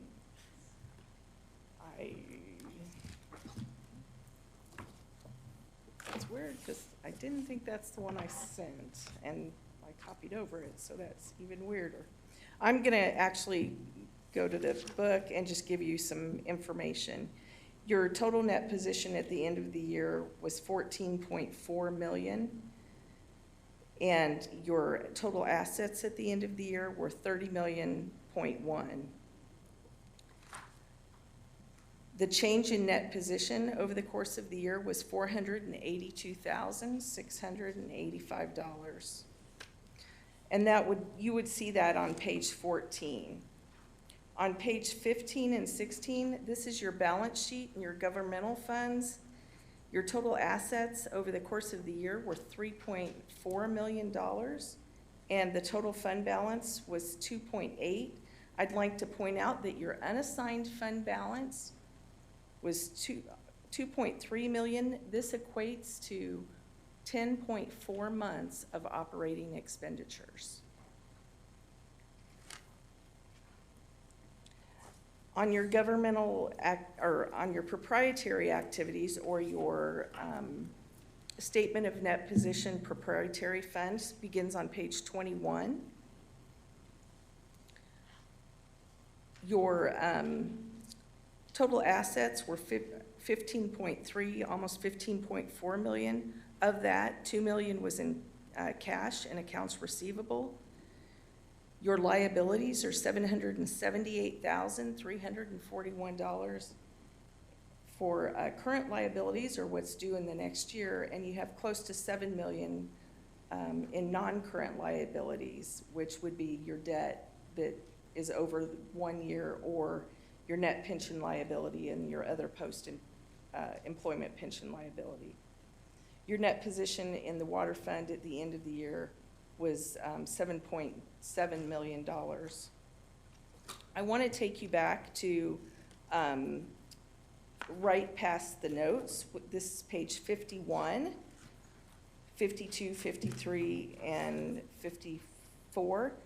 This is your budget to actual, and I want to point out on page 53, this is for your general fund only, but you actually had a final budget of $2.9 million, and your actuarial amounts, or your actual amounts were $3 million. So in your budget, you had a favorable variance of $67,000. And I'd like to also go one more column over. You actually budgeted $2.8 million additionally, or in the beginning. So if you were looking at the original budget, you exceeded it by about $192,000. On page 54, this is your total expenditures are midway down the page. You budgeted originally $2,863,798, and you actually spent $2,867,501. So you were actually within $4,000 of your original budget, which I think is a very good job. Your fund balance in your, or your net change in fund balance in the actual general fund was 174,000, and then it increased from 2.2 to 2.3 million. And again, you do have 10.4 months of expenditures for the next year, or to spend in the future of operating expenses. Page 56, this is your schedule of changes, net pension liability and related ratios for the last four calendar years. I want to point out one number. It's the third, well, several numbers, but the third numbers from the bottom, the percentage of funded. Remember, this is your TMRS, or Texas Municipal Retirement System. So your employees' retirement. You've gone from 78.56% funded up to 88.9 or almost 89% funded, back down to 83.3% funded. This is a moving target, and the actuarial study that you receive every year determines the funding, and you guys are actually putting in the correct amount. But your ups and downs have really been the investment income, which is about the 10th line up. You went from net investment income in 2015 of 2,508. 2016, you had 123,795. 2017, we had a really good year, and that was 288,406. And then this year, we dropped down a little bit to a negative 75,519. Again, this is a little timing on the market, and these reports are as of 12/31 of that calendar year. So there's going to be slightly different ups and downs, but you guys are in good shape. They say that anything over 70% is considered very well funded. On page 57, and this is the last thing I will go over, 58. This is your schedule of changes for the other post-employment benefits, liability and related ratios. Your total pension liability is for your supplemental death benefit that you pay as part of your TMRS funding. And we just put a liability on your financial statements based on their actuarial study of $77,000. I'm actually done. I had no comments on the governance letter. I did suggest in a meeting with the mayor, city administrator, and finance director that you consider a rolling 5-year budget, just for planning purposes, and maybe consider going for the CAFR, which is, or GFOA certificate, which is kind of a feather in your hat, and you do have somebody that's very capable in that position at this point. So, any questions? And I apologize, I don't know how we got the last years, but. Well, you recovered really well, thank you. And thank you for all the work on this. Going to start over on the right side. Questions or comments on our audit from Ms. Fraser? No questions, other just a comment. I really appreciate the work you've done since over the last many years. Our financial reports have been just better and better and better, and I really appreciate you and your company. Well, that's very much due to the staff you have working. So I would throw that back at the city and say you guys have really done a good job. Sir, ma'am? Yeah. Sir? Good job. Very good. Ma'am? I would like to consider whatever proposal you made there about acknowledgement, and I didn't catch the phrase, but what you said would be a feather in our cap. I'd certainly like to pursue that if it's just a technicality or something. It's a governmental financial officers, basically certification, so it's through the GFOA, and what it would do, it would increase the cost, but it also would increase the statistical section in the back of your report. And the GFOA requires things in a specific manner, and your journal, you know, if, for instance, we made 35 journal entries, I would say, no, we don't want to do that. But you're down below 10, so I think you are very deserving of that award. So. Go forward. Anything else? Anyone else? Okay. Yeah, again, I not only appreciate all that you've done, but how gracious you are to point out the hard work of staff led by Ms. Ford and all the work that she does to ensure that every single day, all the, I don't know what the equivalent in the money world is, dot the i's and cross the t's, but so that when it comes down to doing this, it's a lot easier than if we had to dig through and uncover and find out and try to figure out why we did something. So record keeping, her cracking the whip on the staff that I see daily and monthly, her attention to detail is tremendous. We are extraordinarily fortunate to have her working it, and so thank you for pointing that out, and for staff for all the support that they give to her to make it a little bit easier for her. So with that, Council, if you choose to accept this audit, need a motion? Move to approve. The audit? I second the motion to approve the audit as presented. Place one with a second from place two. Any further discussion? Oh, I'm sorry, place five. Thank you. Any further discussion? Yes, I wanted to thank Ms. Ford for, not to say that her vacation was contingent upon getting this to us a month ago, but thank you thank you for that. Anything else? So place one, place five, all in favor? Aye. Any opposed? It is unanimous. Thank you. Thank you very, very much. Moving on to item 11B, ordinance 225. Had this in your package. The long and short of this is for the speed limit change on FM 3009. We've been talking about this for a long time, but TxDOT has approved it. You have a diagram, and the Reader's Digest version is the speed limit going through.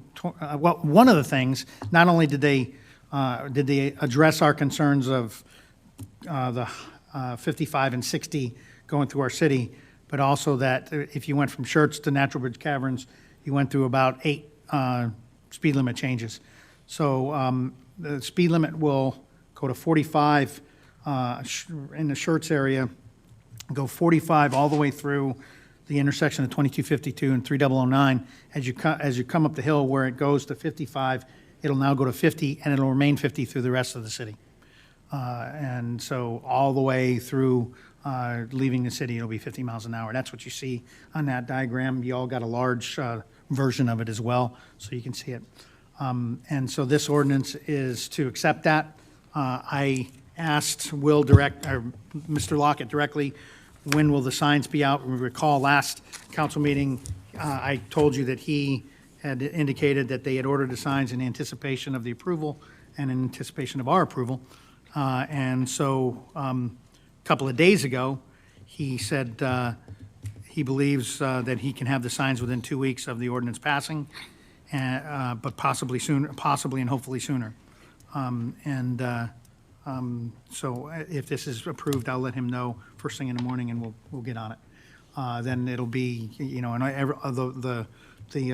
the machine will start to turn to get the signs changed, to make the notices, to for PD to start the process of implementation, grace periods, all that kind of thing.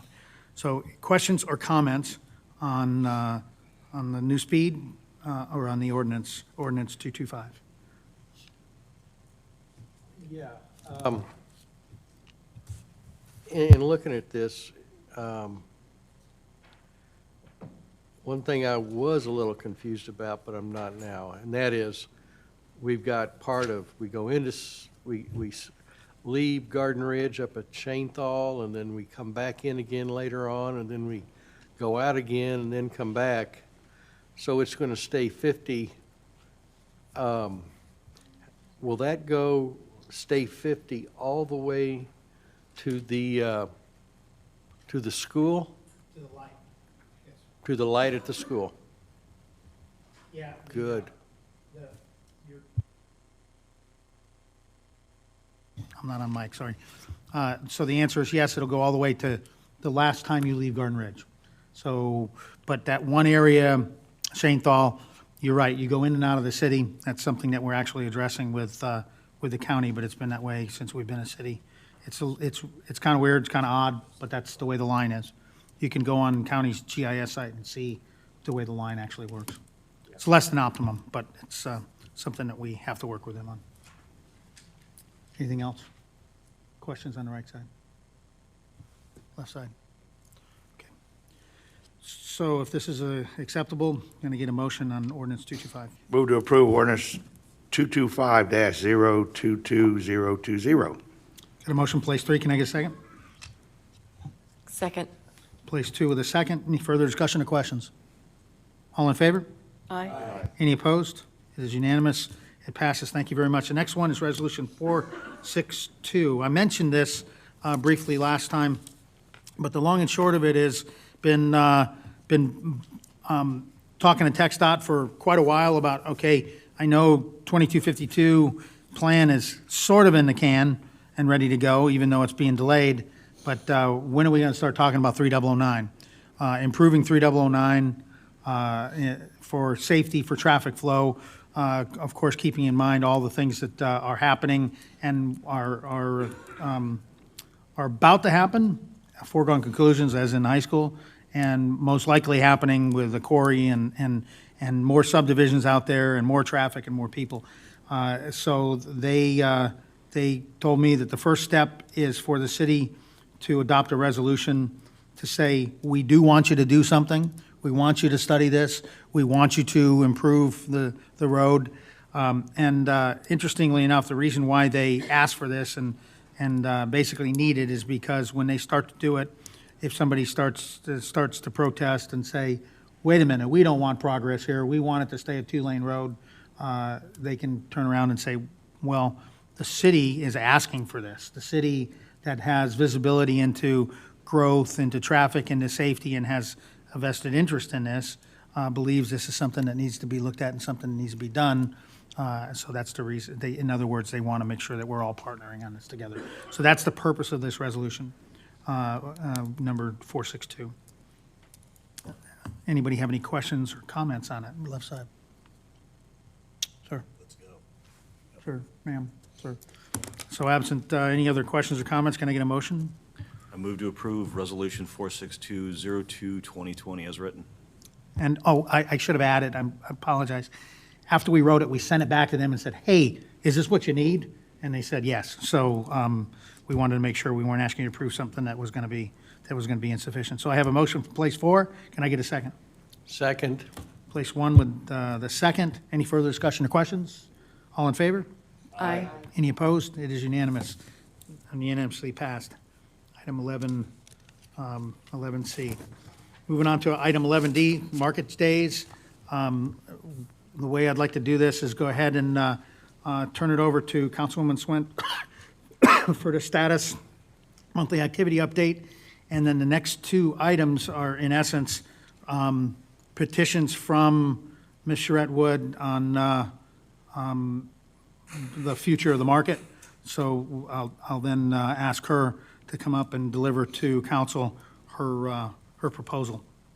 So, Councilwoman Swint, you have the floor. Thank you. Last market went very well. There were over 75 vendors. I think there were 77 total. Attendance was around 1,000 people. Our vendors seemed happy. You know, the weather was a little bit cold in the morning, but they worked through that. She's provided you a whole page-long description of it. I hope you've had a chance to look at it. Things are looking good for next month. She's got 85 vendors booked. She's still continuing to really try to serve our community and have activities for our kids as well. We are also hosting Mr. Deloche, the new principal at Davenport High School, so we're hoping that will be a benefit to our parents who have lots of questions about the new school. And that's about, I think most of you have been to the market. We're at the last market. I think there may be some incriminating photos of Carmen McCaw with a Paw Patrol character. But things went really well, so appreciate the support. Thank you, ma'am. So, Ms. Charette-Wood, if you would, come on up here and explain to council your proposal. Got it. Woo. Good evening. I'm going to make this brief because I know the proposal is pretty long and has already gone out to you. But just to sum it up, I was approached last month by the city in regards to potential issues with the location that would come up and liabilities for the market moving forward. It was suggested to me that I look into actually moving the market elsewhere within Garden Ridge where the market could grow and flourish, but not have those issues. I have secured a location at this point to host the market. It is here in Garden Ridge, and I feel that hosting it there would be very beneficial to the city, to myself, to the market overall, most especially, to be able to go forward after this Saturday's market, so that would obviously not be affected. Excuse me, fighting a cough. I have submitted the proposed contract termination and would like to move forward with the separation as it's outlined. And I am asking council if I can please purchase the assets listed within the proposal, as well as maintain the Garden Ridge Market Days logo for continuity of the market. And I appreciate your consideration and all of your support for the market. Are there any questions? We'll start over on the left side if you have any substantive questions, and then I'm going to turn it over to our city administrator and our attorney for any additional information. But if you have any specific questions about the proposal before we go to the staff, I'd ask you to go ahead. So start on the left side. No, I think it was helpful that you stated that some of the items, the additional craft supplies and the pole signs and so on were donated, so that's of no expense to the city. They're assets, but not expense to the city. Thank you. Sir. Sir. As well as you've done, Kim, with this, you've outgrown the City Hall complex, so I don't see any way else to go with this other than to find a different location within the city, and I think you've done that. So I wish you the best of luck. I think it's great. It'll be cut a little bit of time off of our council meetings too. Thank you. But no, you have my blessings. You've done a great job, and I'm glad to see it's going to stay here. Thank you. Ma'am. Well, you have my blessings as well, and I agree with Councilman McCaw that you really have outgrown, our facilities here. You've done a great job, and we'll certainly support you. Thank you, and thanks to you. Sure. We knew what she. We knew what she. I agree with what Mrs. Councilman Swint said that I said. And I could not believe how well you handled everything, going from, almost like a big garage sale to that very organized market days. That was awesome. So once again, you got my blessing. Thank you. All right, and turn it over to staff and to the attorney. So one of the things that we do need to do is that we have to paper this. We've got to actually get, the actual terminations documents, the separations document. And to that, because of the law that governs a couple of pieces of the assets, I do need and request, Mayor, that we have a quick executive session so I can provide counsel with the law as to those items, you know, how we can handle those, the most efficient way to handle those and get those papered. But it is legal advice, so I am requesting that we have a quick executive session so that we can receive direction on how y'all would like the attorneys to handle papering that particular portion of the separation. Fair enough. We had this, for those of you keeping track of the time, it was on the agenda later on, so at least it's not an addition. So we're going to recess our open meeting, reconvene in the executive session pursuant Texas Government Code 5510711, consultation with attorney, seek legal advice regarding the proposed separation agreement to privatize Garden Ridge Market Days. We're going to recess at 8:20, and we'll go right in right now. This should only take a few minutes, and we'll be right back.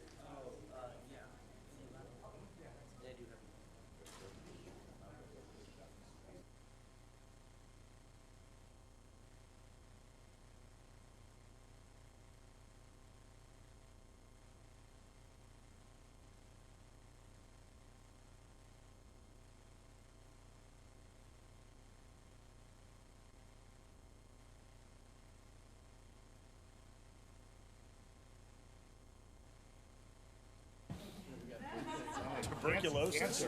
Secretary, you ready? Okay. City Administrator, you ready? Okay. All right, City Council reconvening from executive session at 8:33 PM. And now I'm going to go back up to item 11D2, which is the action on the termination of the market manager's contract, and authorize city administrator send written notice consistent with the contract. Can I get a motion on that action? Move to approve the nullification of the contract. Does that make sense? Is that what we're looking for?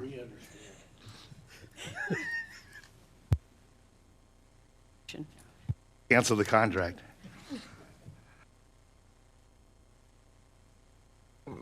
We'd like to direct the. Well, I'm Okay, sorry. go on. The problem is we just had a motion go out there. Okay. So I'll tell you what, let's make this right, You can amend it. or we could let it die. Let's do that. So, It was dead so when I said it. I have a motion to Let it nullify die. the contract. Let it die. Can I get a second? No. Okay, that motion's dead. Now, could I have a motion on item 11D2?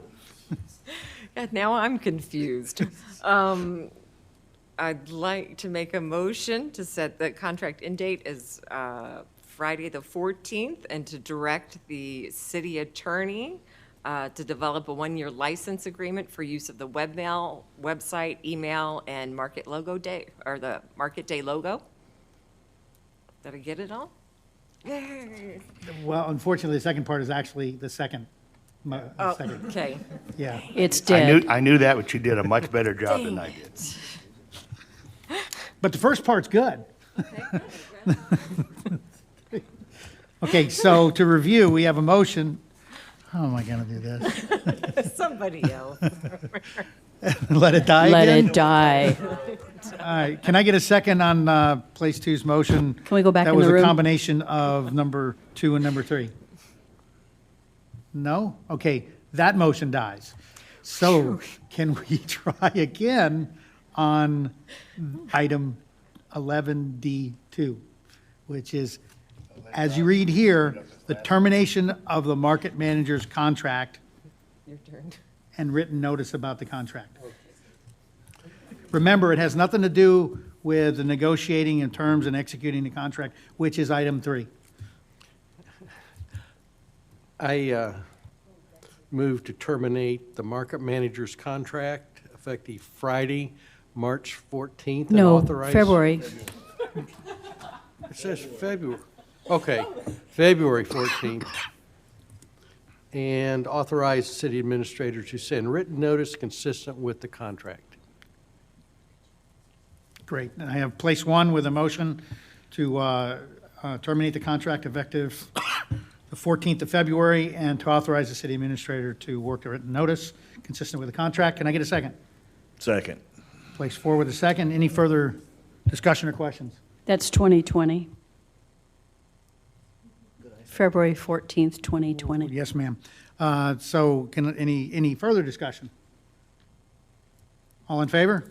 Aye. Any opposed? It is unanimous. Now, item 11D3, which is now about negotiating terms and executing documents on behalf of the city for the separation of the market. Can I get a motion on that one, please? I'm going to try. Oh, really?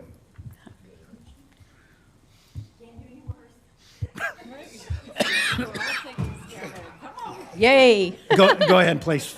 Go ahead, place five. I make a motion that we authorize the city administrator in conjunction with our city attorney to negotiate terms and execute separation documents for and on behalf of the city between the market manager and the city of Garden Ridge. Okay, I have a motion from place five. I have a motion from place five to negotiate terms and execute documents for and behalf of the city for the separation proposal. Can I get a second? I'll second that. Got a second from place three. Any further discussion, questions? No All in way. favor? Yay. All in favor? Okay, aye. And any opposed? It is unanimous. All right. Whew. Moving on to item 12, city administrator, updates, and reports.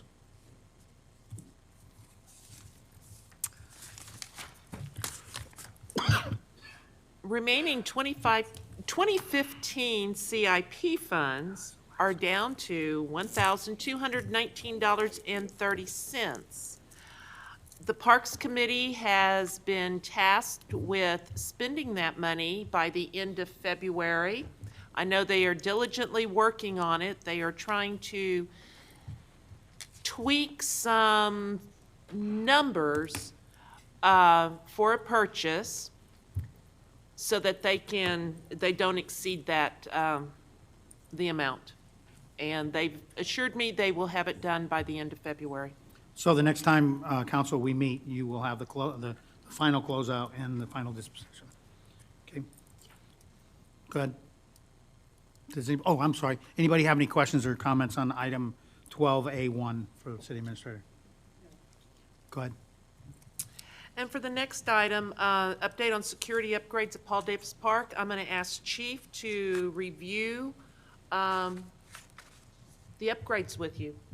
He's got some slides to show y'all that I think will be very informative. Thank you. Go ahead, Chief. So the one that's up there now is an overhead view of Paul Davis Park. Of course, it's not the current. I had to get it off Google, so it still shows all the trees. I drew in the basketball court, Pavilion 3. So we currently have 8 cameras installed down at the park. 3 of them are out by Pavilion 3. One actually has the view underneath Pavilion 3. One goes out over the ball fields, and one is toward the open area looking toward Blazing Star. Tied in with those 3 is a 4th camera overlooking the new basketball court. All of those are transmitted wirelessly back to a receiver in another location as a feed. We also have the 3 cameras on the large pavilion. One of them is located under the pavilion and looks at everything going on under the pavilion.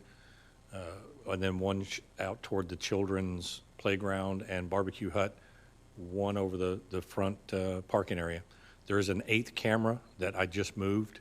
I wasn't happy with where it was, so we now have an 8th camera on the barbecue hut that is a special license plate reading camera. So that catches every vehicle coming in and out of the parking lot of the park and will record license plate numbers.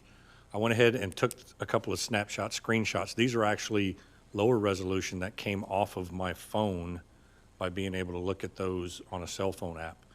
The true images from the NVR that's over there is 5 to 10 times more clear than that. You can actually zoom out onto the baseball field and see who's out there on the baseball field when you do it on the actual server. You just have to reduce the rates when you're doing the live monitoring. So there's a couple of the pics there of the large pavilion, the playground and small parking area, the large ball field, and the main parking area. The next slide shows the basketball court, Pavilion 3, and then the area looking from Pavilion 3 over toward Blazing Star. I've also ordered signs, so we will be posting signs down at the park, just like the ones we have here on all the city buildings that are required, that advise everybody that they will be audio and/or video recorded while using the facilities. Any questions on any of that? Great, thank you. Starting left side, questions or comments for the chief or city administrator on this project? No, it looks like, and it still seems to me you got this done so incredibly fast. I know we all appreciate that. Sir? Sir? Ma'am? Sir? Just one thing, down by the restrooms, are there any plans to put anything down there? It would take the little kids' place and that restroom area. That restroom's kind of secluded. It is a little bit, and it looks a little far away. If you scroll down a little to the next slide, that upper right corner looks that direction. I know it's really small on here, but yes, it is possible. I can actually add a camera over there close and would not have to add another radio transmitter. So it would just be the cost of the camera. The NVR that I got has room for expansion on channels, so we can add additional cameras to it, and it would just cost for the camera itself. And if that's something that, while we've got the funds there, since we came in under the original amounts and got a pretty decent budget with permission, then yes, I can have that added to it. Well, it actually is within the budget, and consensus with the council, we'll go ahead and do it. Anybody have any objections to it? Okay, go ahead and do it. It's still I'll within the get it budget handled. That y'all approved. Okay. Anything else for the chief? Chief, great job. We really appreciate it. Thank you. Thank you. Protect our investment, but moreover, protect our folks going out there to use it, families. Okay, item 12B, Mayor's Projects Communication Report. You may have noticed in the grapevine, there were a couple of small articles, one about the issue of less than 3/4 acre lots. There, in one neighborhood, there's been a 3/4 acre lot and it's being built on, and the neighbors had been going under the impression that it couldn't be built on, but it was platted in 1969. If you're counting, that's 3 years before we were a city and before we started laying down the requirement of 3/4 of an acre. When we incorporated, we accepted the existing plats, and so that has always been able to be built on. And so some of the folks aren't happy that it's being built on, but the undeniable fact is that it can be per the law. So we wanted to remind people about that. Along with that, we also put a reminder of what the building permit requirements are. Some people not understanding when they have to do building permits, so we put a little reminder in the grapevine. Both of those articles are on the back page.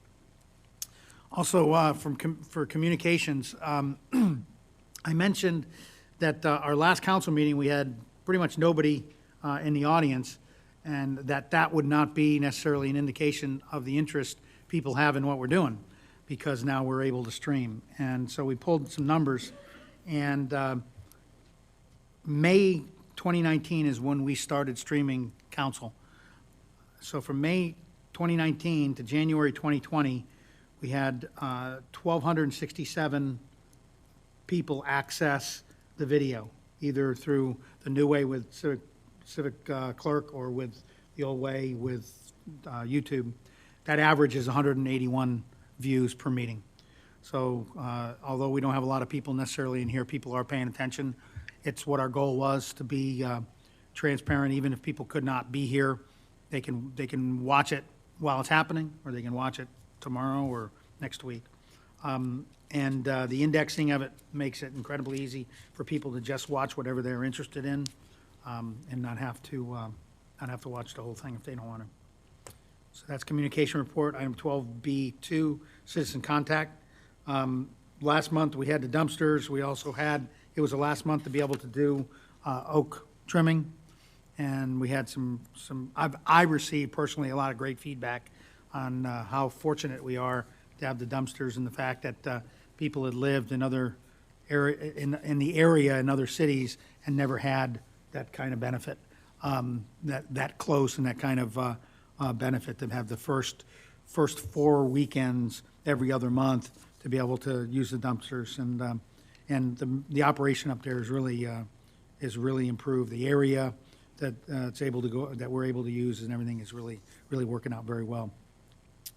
I also want to give you a little report on our admin and Republic.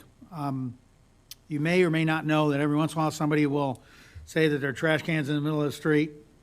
I'm not naming any names, but in all seriousness, people will call and say, hey, they forgot my trash.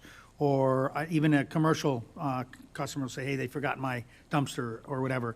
Our folks up front in admin immediately send a note to Republic. Republic is actually very good then of not only remedying the issue, they'll go back out there even if it's somebody in the neighborhood that didn't get their trash picked up. They'll go back up there and get their trash, and they'll also let us know. And that's something that happens often, that our admin, particularly Ms. Del Toro and Ms. Bobby, do to ensure that that our trash customers are getting what they expect, and frankly, sometimes more. So that's something you don't necessarily hear about or you don't see, but it happens probably at least once every week, sometimes a couple times a week. So they're on it, and they're looking out for y'all. So just want to, if you see them, thank them for that, because they do a great job with that. Third thing is 12B3, tech stop coordination and FM 3009 safety. Obviously, the speed limit on 3009 is one of those things. I don't know if you know, but the no left turn sign at Shanetal is up. And, remember, that's the Shanetal Loop, as we call it, the exit off Shanetal Loop that is one that the city vehicles, unless it's an emergency, don't even use, but it's still open for the public.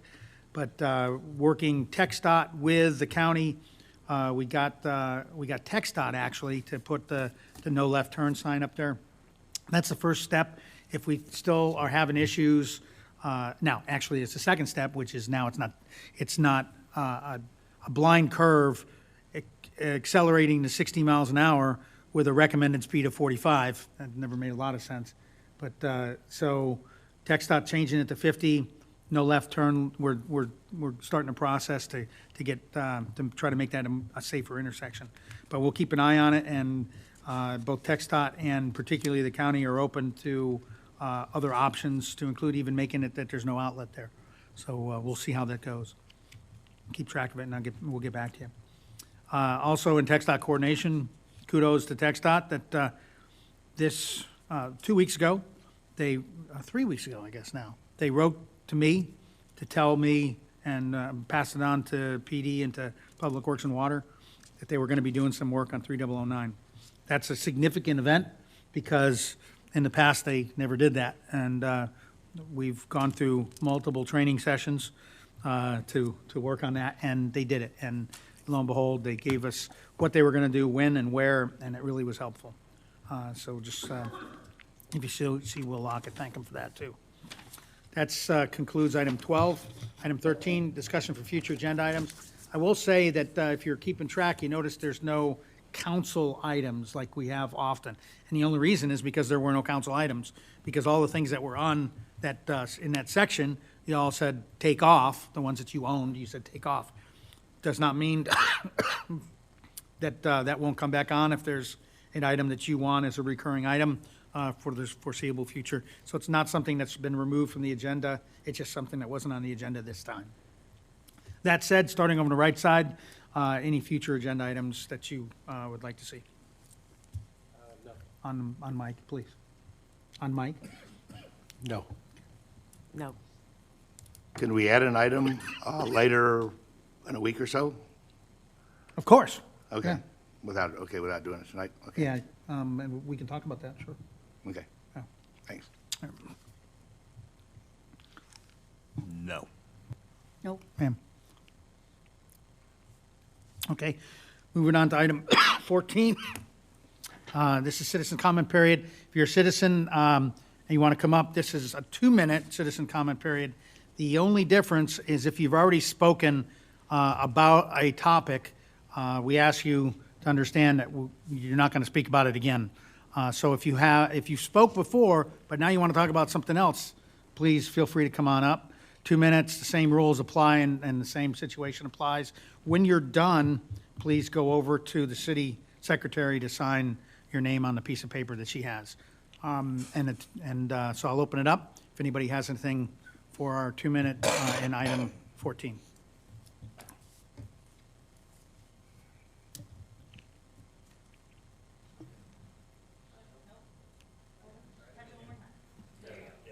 Oh, it's not, oh, there, I was looking down here, sorry.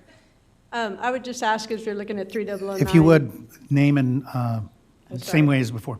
Tracy Blackwell, 9745 Trophy Oaks. I would just ask if you're looking at 3009, if you'll include looking at maybe putting a no turnaround in front of Trophy Oaks, as a lot of the school people come down, whatever direction that is, they turn back around in our Trophy Oaks little gateway to go back up to get in the school line. And it's still a booger bear to get out of Trophy Oaks for traffic-wise. And I've seen them, there's a white Ford truck that will get basically four-wheel down on the side of the road. So I would ask either to Chief for you to look at that area or help me out so that I can actually get out of my neighborhood. So now I turn right. You see me in the school line. My kids are in college and in Alaska, but I am not dropping off kids. I'm just trying to get out of my freaking neighborhood. Anyone else? 2 minutes. Anyone else? Once, twice, 3 times. We'll close out item number 14, move on item 15. Reports, comments from mayor, city council members. Ask council to keep in mind, keep it to what's on this list, starting on the left side. I'm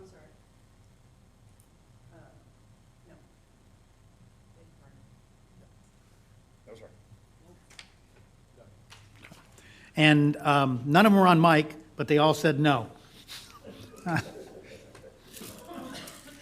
Moving on now to item 16, executive session. So for those of you keeping track, number 2 is what we already did, so we will not be going to executive session for that.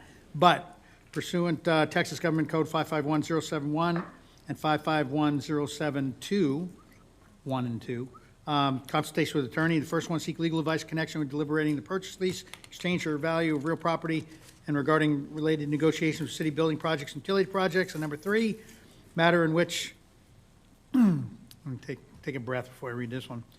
A matter in which the duty of the attorney to the governmental body under the Texas disciplinary rules of professional conduct of the State Bar of Texas clearly conflicts with the Texas Government Code, Chapter 551, City Obligations, Duties, and Liability regarding certain criminal investigation. So that said, we're going to recess at 8:54. Do you want some time before we go back there? Okay, let's go to 9 o'clock. We'll convene in there at 9 o'clock. All right, thank you.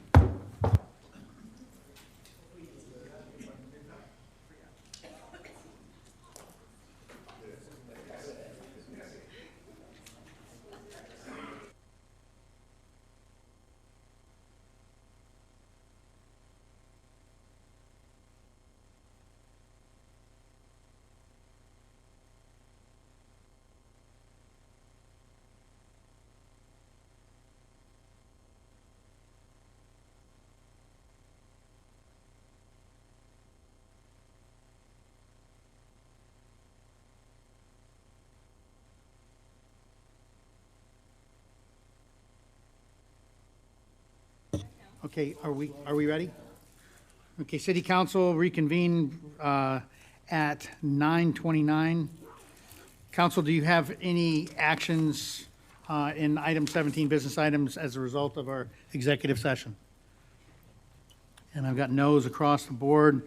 Moving on to item 18, adjournment. Can I get a motion to adjourn? I move to adjourn this evening's session. Place 5 with a motion to adjourn. Can I get a second?